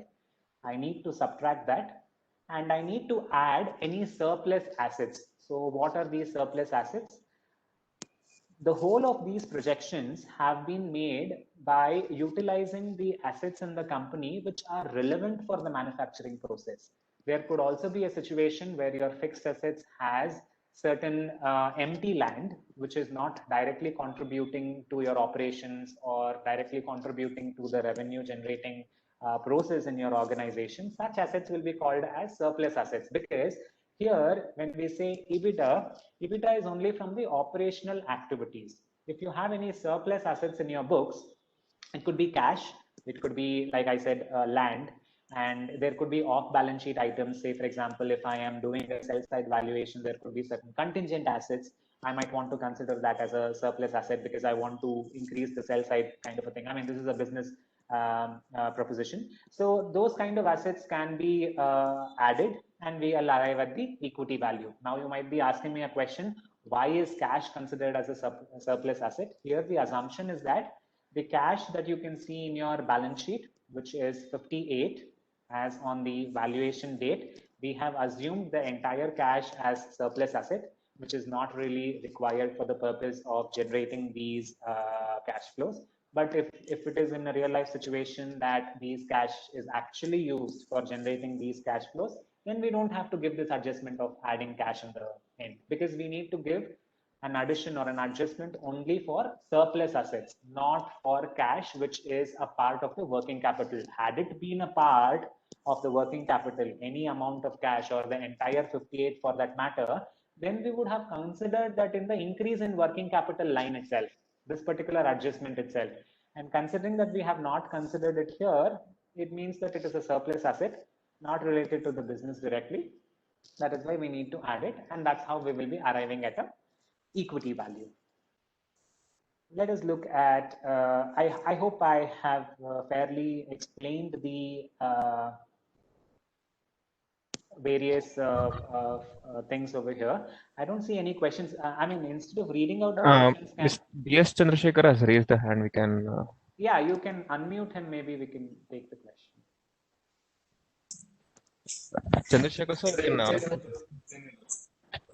ಏನಾದ್ರು ಮೇಲ್ ಆಗ್ತದೆ ಎಲ್ಲ ಮಾಡುವಾಗ full Chandrasekhar sir, can you please raise your question, because I'm not able to see the chat box. ರಿಪೋರ್ಟ್ನ ಸೇರಿಸ್ಬೇಕ ಆ ತರ ಸುಮ್ಮನೆ ಅವ್ರು ಏನೇನೋ ಮಾಡಿಸ್ತಾರೆ. Okay, Nitin, I think he is not able to hear us. ಅವನೊಬ್ಬ The question from ಹಾಳು ಮಾಡೋದು society ದುಡ್ಡೆಲ್ಲ ತೆಗೆದು back, so that I'll just read this question again if there is something that I have not taken. Nitin or Manish, are you there? yes, yes. So there's a question. I'll just put it to you in a chat box. Sure.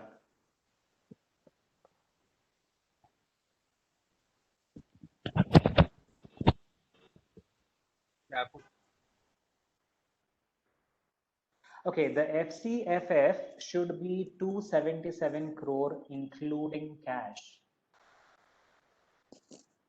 Is it not? Okay, FCFF including cash. Sir, can you please unmute yourself and ask me this question? Maybe I'm not able to understand the question properly.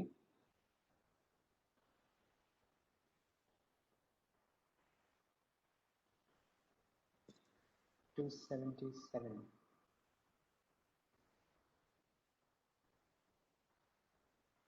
I think you have not deducted the debt. I think before deducting the debt, it becomes 277. So your FCFF should be 277 inclusive of cash.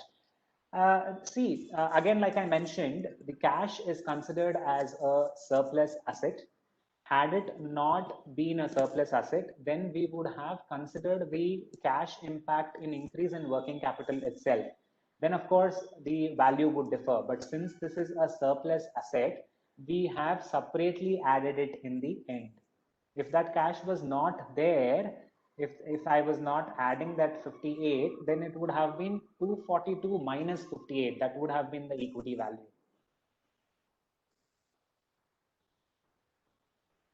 Okay. Terminal value is mentioned as 301. However, in computation, it is considered as 171. Why the difference? Sir, the terminal value 301 crore is as on 31st March 25.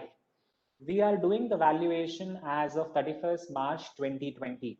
So we will have to further discount that terminal value, which is 301, with 0.57, which is the discounting factor as of 31st March 25.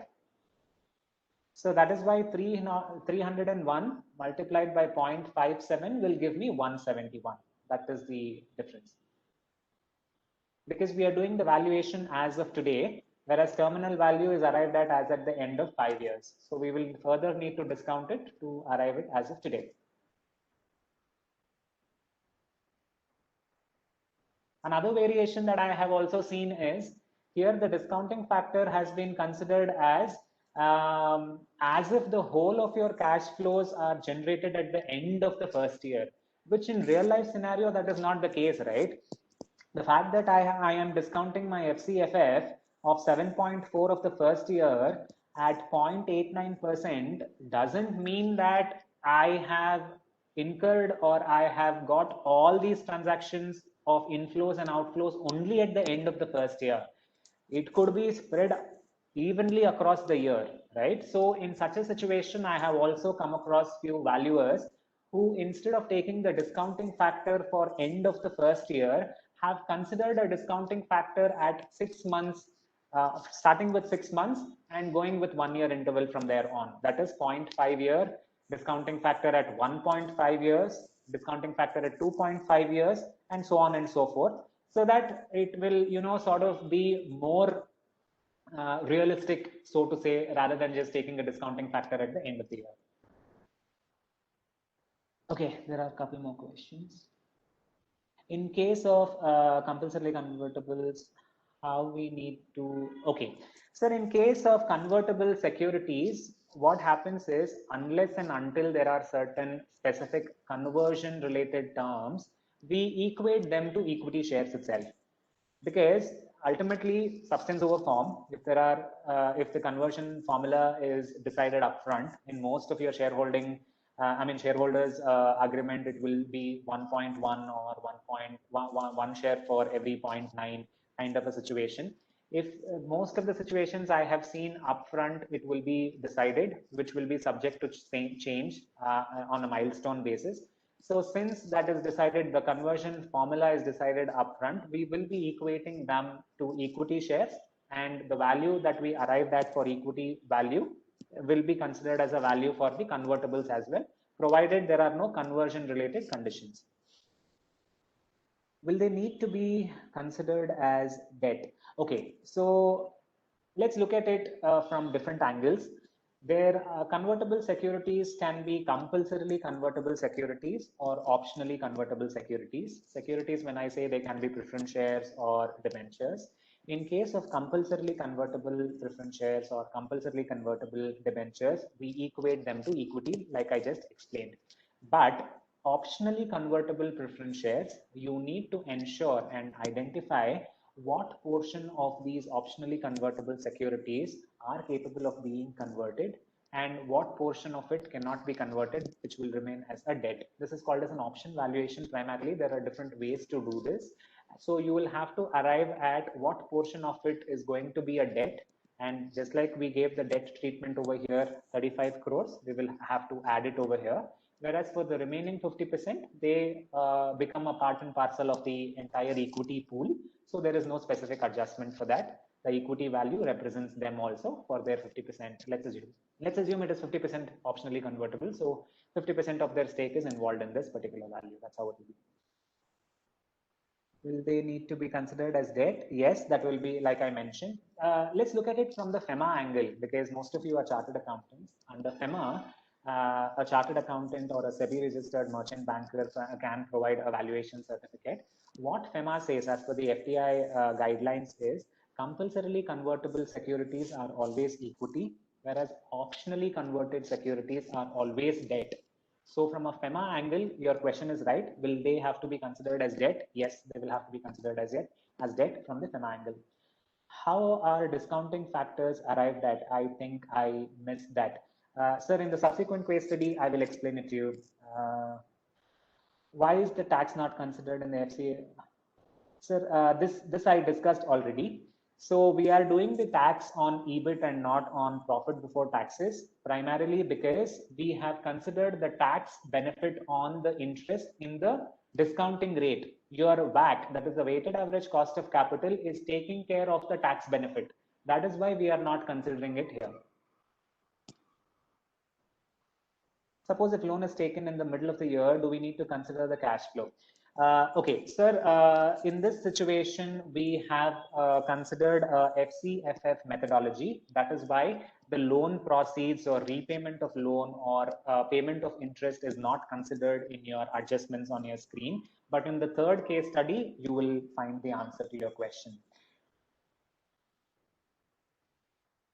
All right, so let me quickly get into the next case study. Suggested amendments due to COVID, I will get back to it towards the end. Let's look into the case study 2. This is a case study of a pharmaceutical company wherein they expect that the explicit period is 10 years, unlike 5 years in the first scenario. And here the variation is that the terminal value is calculated not on the basis of Gordon growth model. It is calculated on a market multiple model. We will see how that is done. So since the rest of the other factors are more or less the same, I will not get into in depth. I will just look into the variations that are considered in this case study. Again, one of the biggest variation, like I said, is we have a projected cash flow balance sheet as well as the statement of profit and loss for 10 years and terminal value at the end of the 10th year. So again, here it is a situation of FCFF. That is because I have borrowings on my books. All right, so the preferred method for me to do is FCFF. The same logic again, I start with Ebitda, tax on EBIT, increase in working capital, Capex, etc. Arrive at FCFF. Till here it is the same. So how did the terminal value come? So the terminal value is basically arrived like this. So what is my multiple that I have considered?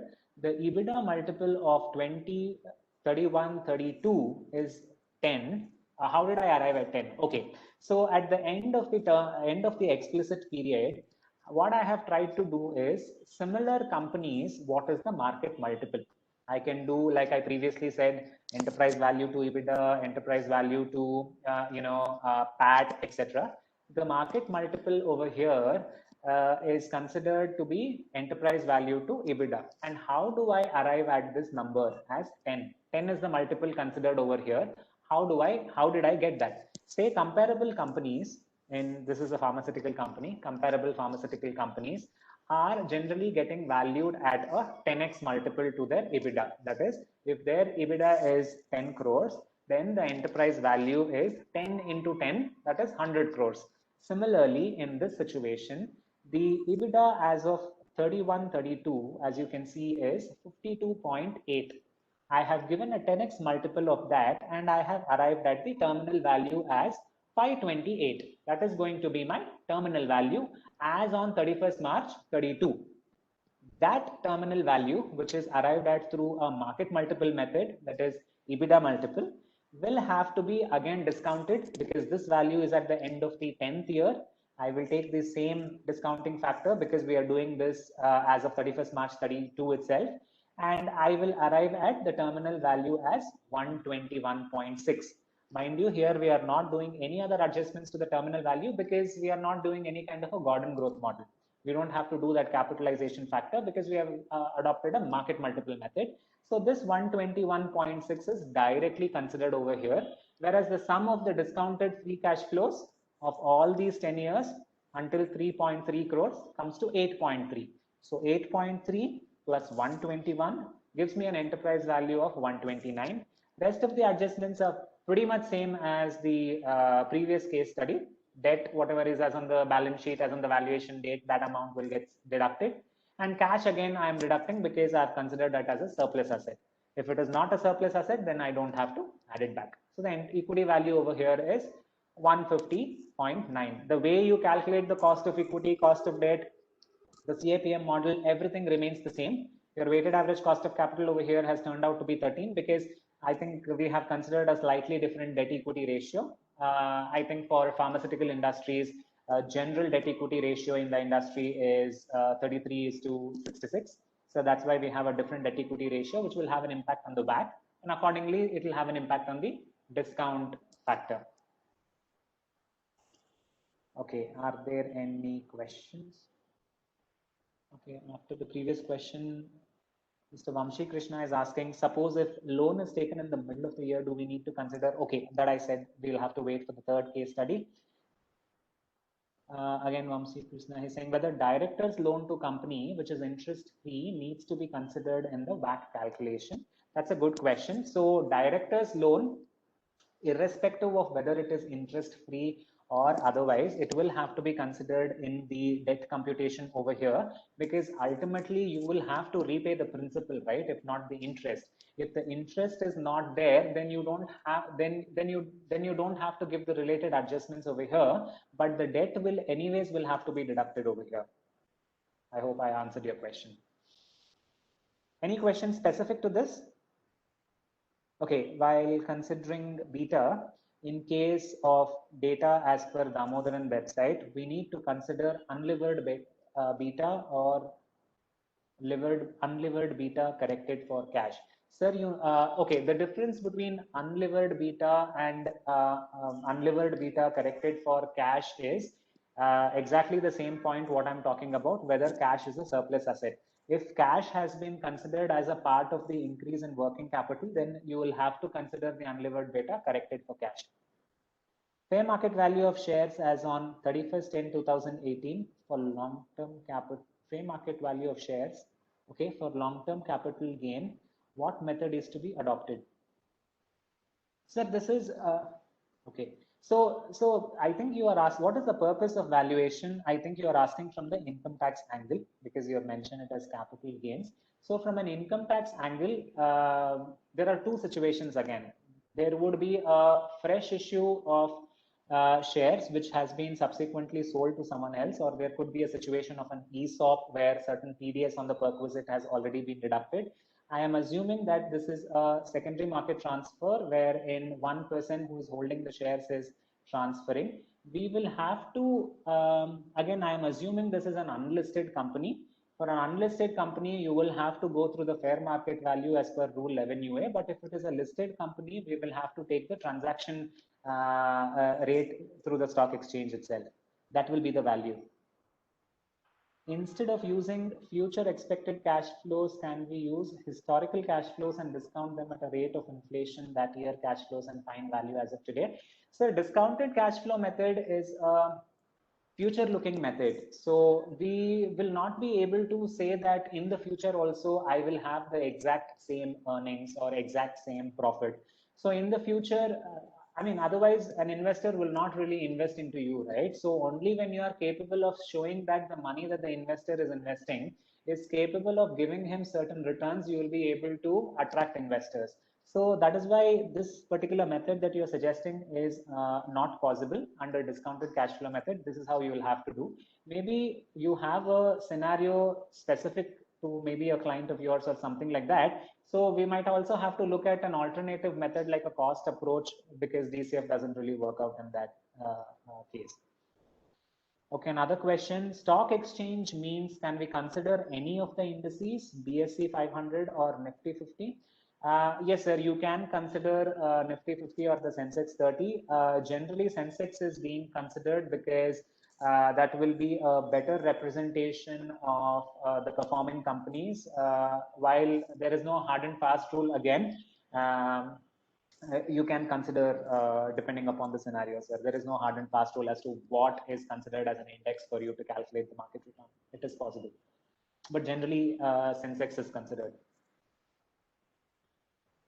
Okay, in terminal value 528, effect of tax, working capital, capex is not given, whereas in previous example.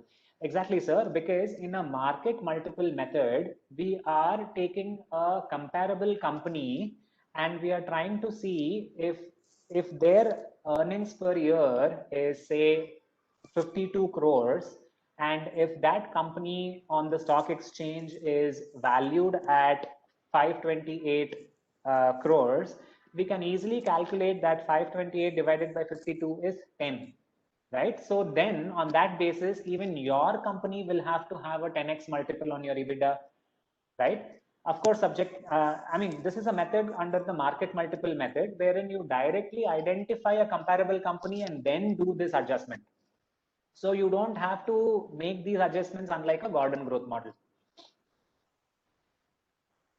Okay, any further questions? All right, I think we just have 5 more minutes. I will quickly jump into the next case study.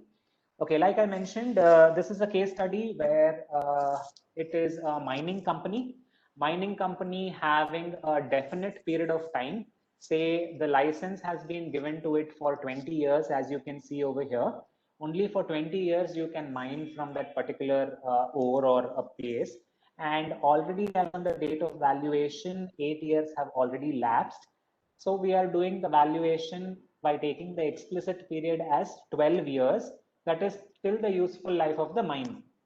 At the end of the explicit period, there is no question of terminal value, or rather, even if there is a question of terminal value, it is only the salvage value of the assets and not from the future revenue earning capability. That is because the project has ended. You will have to have a hard close as of 2032 because the 20 years of license period will end. Rest of the assumptions or the calculations are the same, but over here, one important observation, like I mentioned, is this is the balance sheet projections for the 12 years. As you can see, the borrowings in your balance sheet on a year-on-year basis, it is reducing. That means they are repaying 10 crores year on year, and in 29-30, the debt has become zero. In my previous examples, we have not really considered a situation where the debt has become a zero. Even the explicit period, the debt continued to stay. That is why we adopted a FCFF model.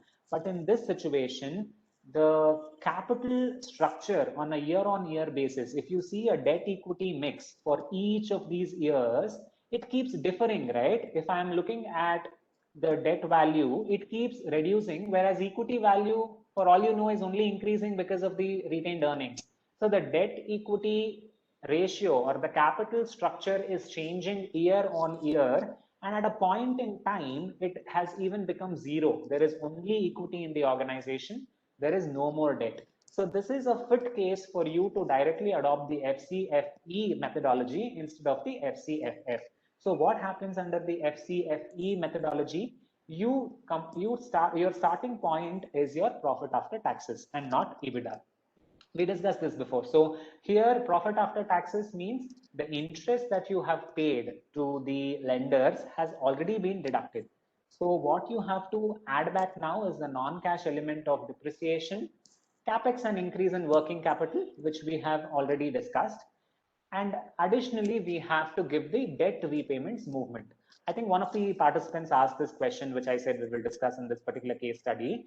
He asked if the debt is repaid in the middle of the year, how would that look? In such a kind of a situation, provided that the capital structure is changing from year on year, you will have to adopt this particular scenario, and the debt repayments will have to be captured in here, sir. So that is the kind of adjustment that you're supposed to give before arriving at FCFE, free cash flows available for equity shareholders.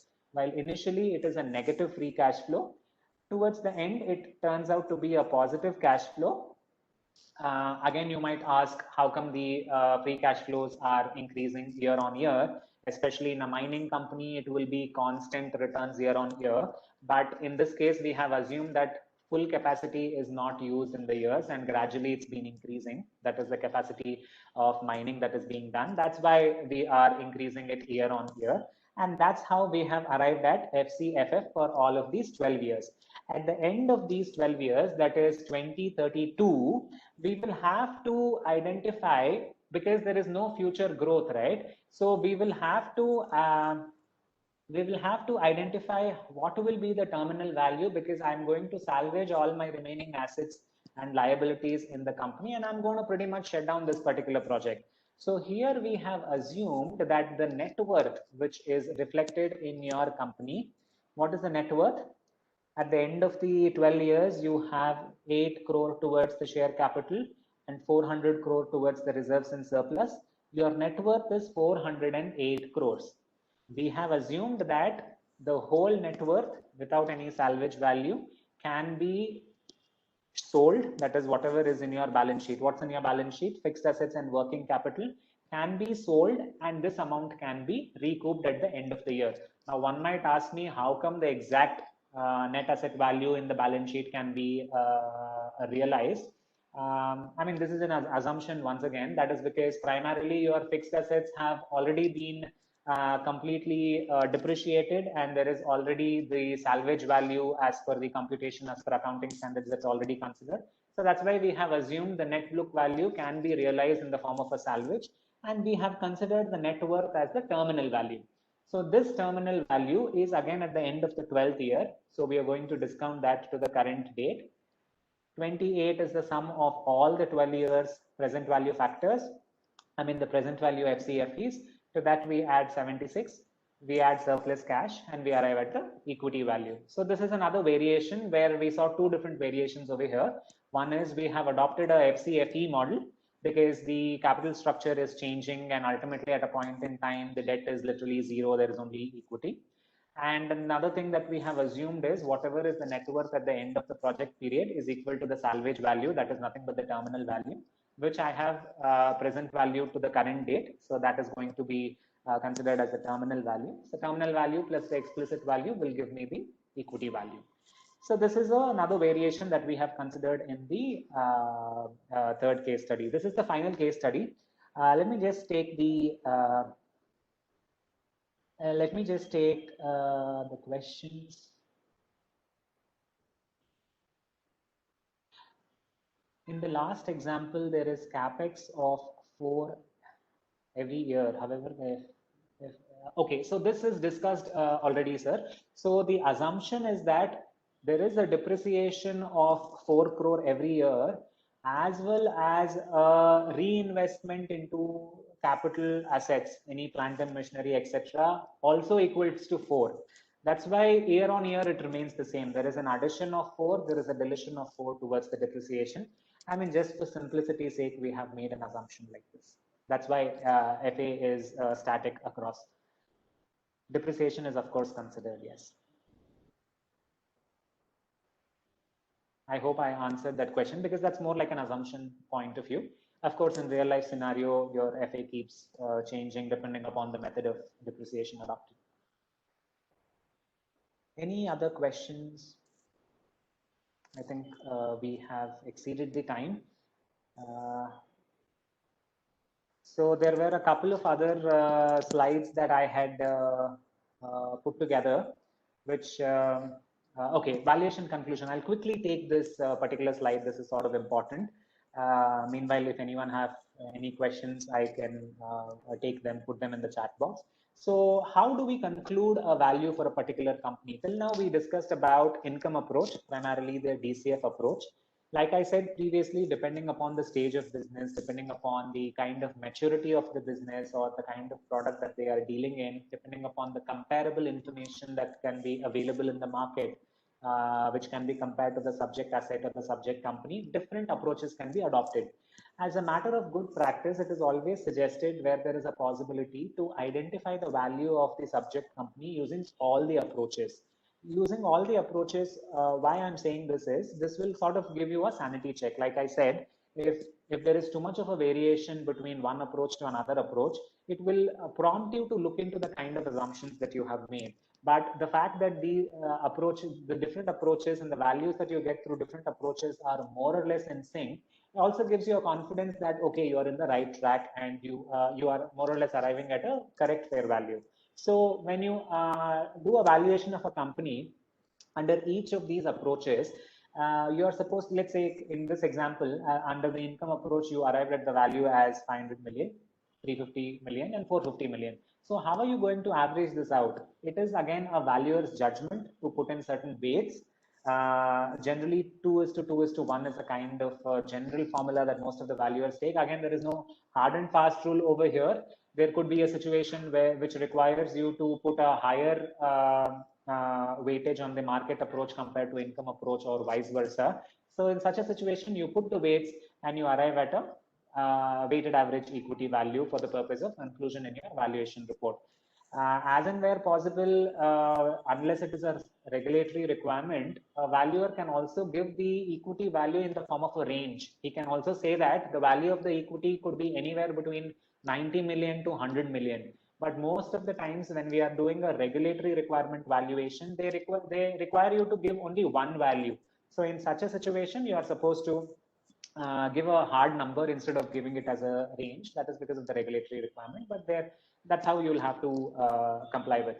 So this is how the valuation report could be concluded. I think I also have a couple more slides. Again, because of the paucity of time, we will not be able to look into them. Again, they are theoretical in nature, and I'm glad we got time to look into the case studies in a detailed manner.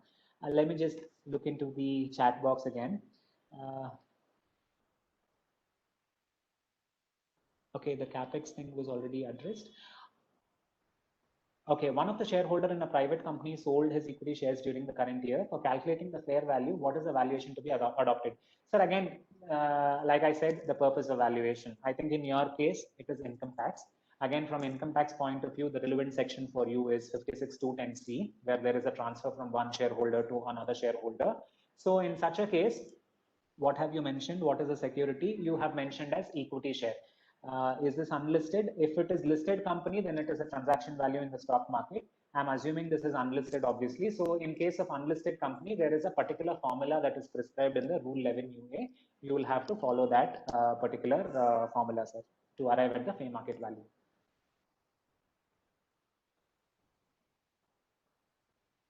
The rule defines what has to be done exactly. In few situations, there is also an option for you to do a discounted cash flow method, but generally, since this is a transaction between one individual to another individual, generally it is the net assets method that is being followed in these kind of situations.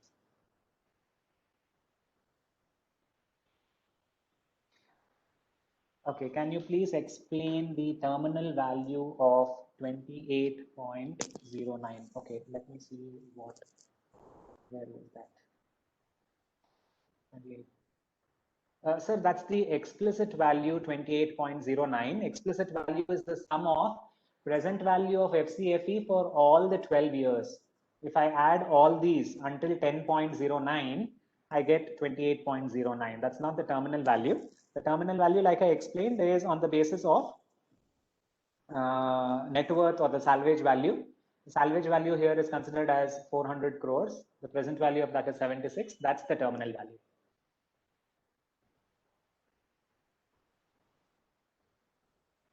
Any further questions, please? I think that's all right. Yeah. All right. Thank you for being wonderful audience. I hope I did justice to the topic that I have taken, and thanks a lot once again to the chairman as well as all the participants. Thank you, Shravan.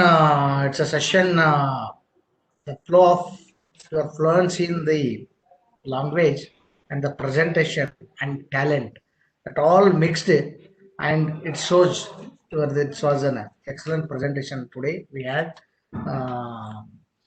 Yes, of course, the whatever knowledge we are having normally will kept with us, and if you start sharing, then definitely it will grow more and it will be enriched. the members also and ourselves also. It is a good quarter to expel ourselves. So thank you, Shravan, for participating our 103rd Jnana Dasoha program. It is a great opportunity again because you came after century. We were supposed to have before century your session in December, This was rescheduled. but one or the other reason we rescheduled. So it was a great beginning for the year 2021 for us. So Divya, are you available? I don't think. Yes, members, on behalf of all the active viewers, it's about nearly more than 350 members. Around 375 members are actively viewing the session. When initially we got registration less, then again it is got increasing. Yes, the subject is having members having a very limited practice. The people are not concentrating in the other area, the where new areas are available. It is good to know that you are in practicing in valuation, and again that valuation institution you are becoming a secretary there also. Good luck for your next endeavors. With your permission, Chairman, I'll just take 2 more minutes. So Yeah. the registered valuers, about 100 of them in Bangalore as well as from outside Bangalore, have come together and formed an association called as the Bangalore Valuers Association. So just like we have the Karnataka State Chartered Accountants Association for the welfare of the chartered accountants, we have this association for the knowledge enrichment, knowledge upgradation of the registered valuers. Even non-registered valuers, that is chartered accountants, are also welcome to be members over here as an associate member, while registered valuers can be primary members. And for registered valuers, we also have the option of giving CPE, which is also a mandatory requirement under the IBBI guidelines. All the sessions that we do under Bangalore Valuers Association are eligible for CPE credits as well. So those who are interested, those of you who are registered valuers or not registered valuers, both of you are welcome to have a look at the bangalorevaluers.org. That's the website of this association. And I make this appeal to all of you to become a member and reap the benefits of the programs that we do over there. Thanks for the opportunity. Yeah, thank you. Members, yes, it was a very fantastic presentation. As usual, the Shravan tone is also very God blessed. His speaking is very one note smoothly.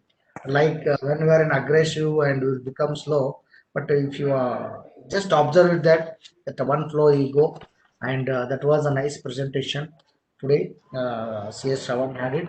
So on behalf of all the viewers, more than 350 viewers and managing committee members of Bangalore Bank, I wholeheartedly thank CA Sharavan for addressing our members. Hope to have more sessions in upcoming days. So members, tomorrow we are having a session on GST audit issues and PU solutions by CA R. Mahadev. Kindly register well in advance. We are sending the link very soon. Dear members, I wholeheartedly thank you for all for your active participation in our Jnana Dasoha process. So once again, I thanking CA Sharavan for addressing our members and thanking everyone. Have a good day. Thank you. Thank you, sir.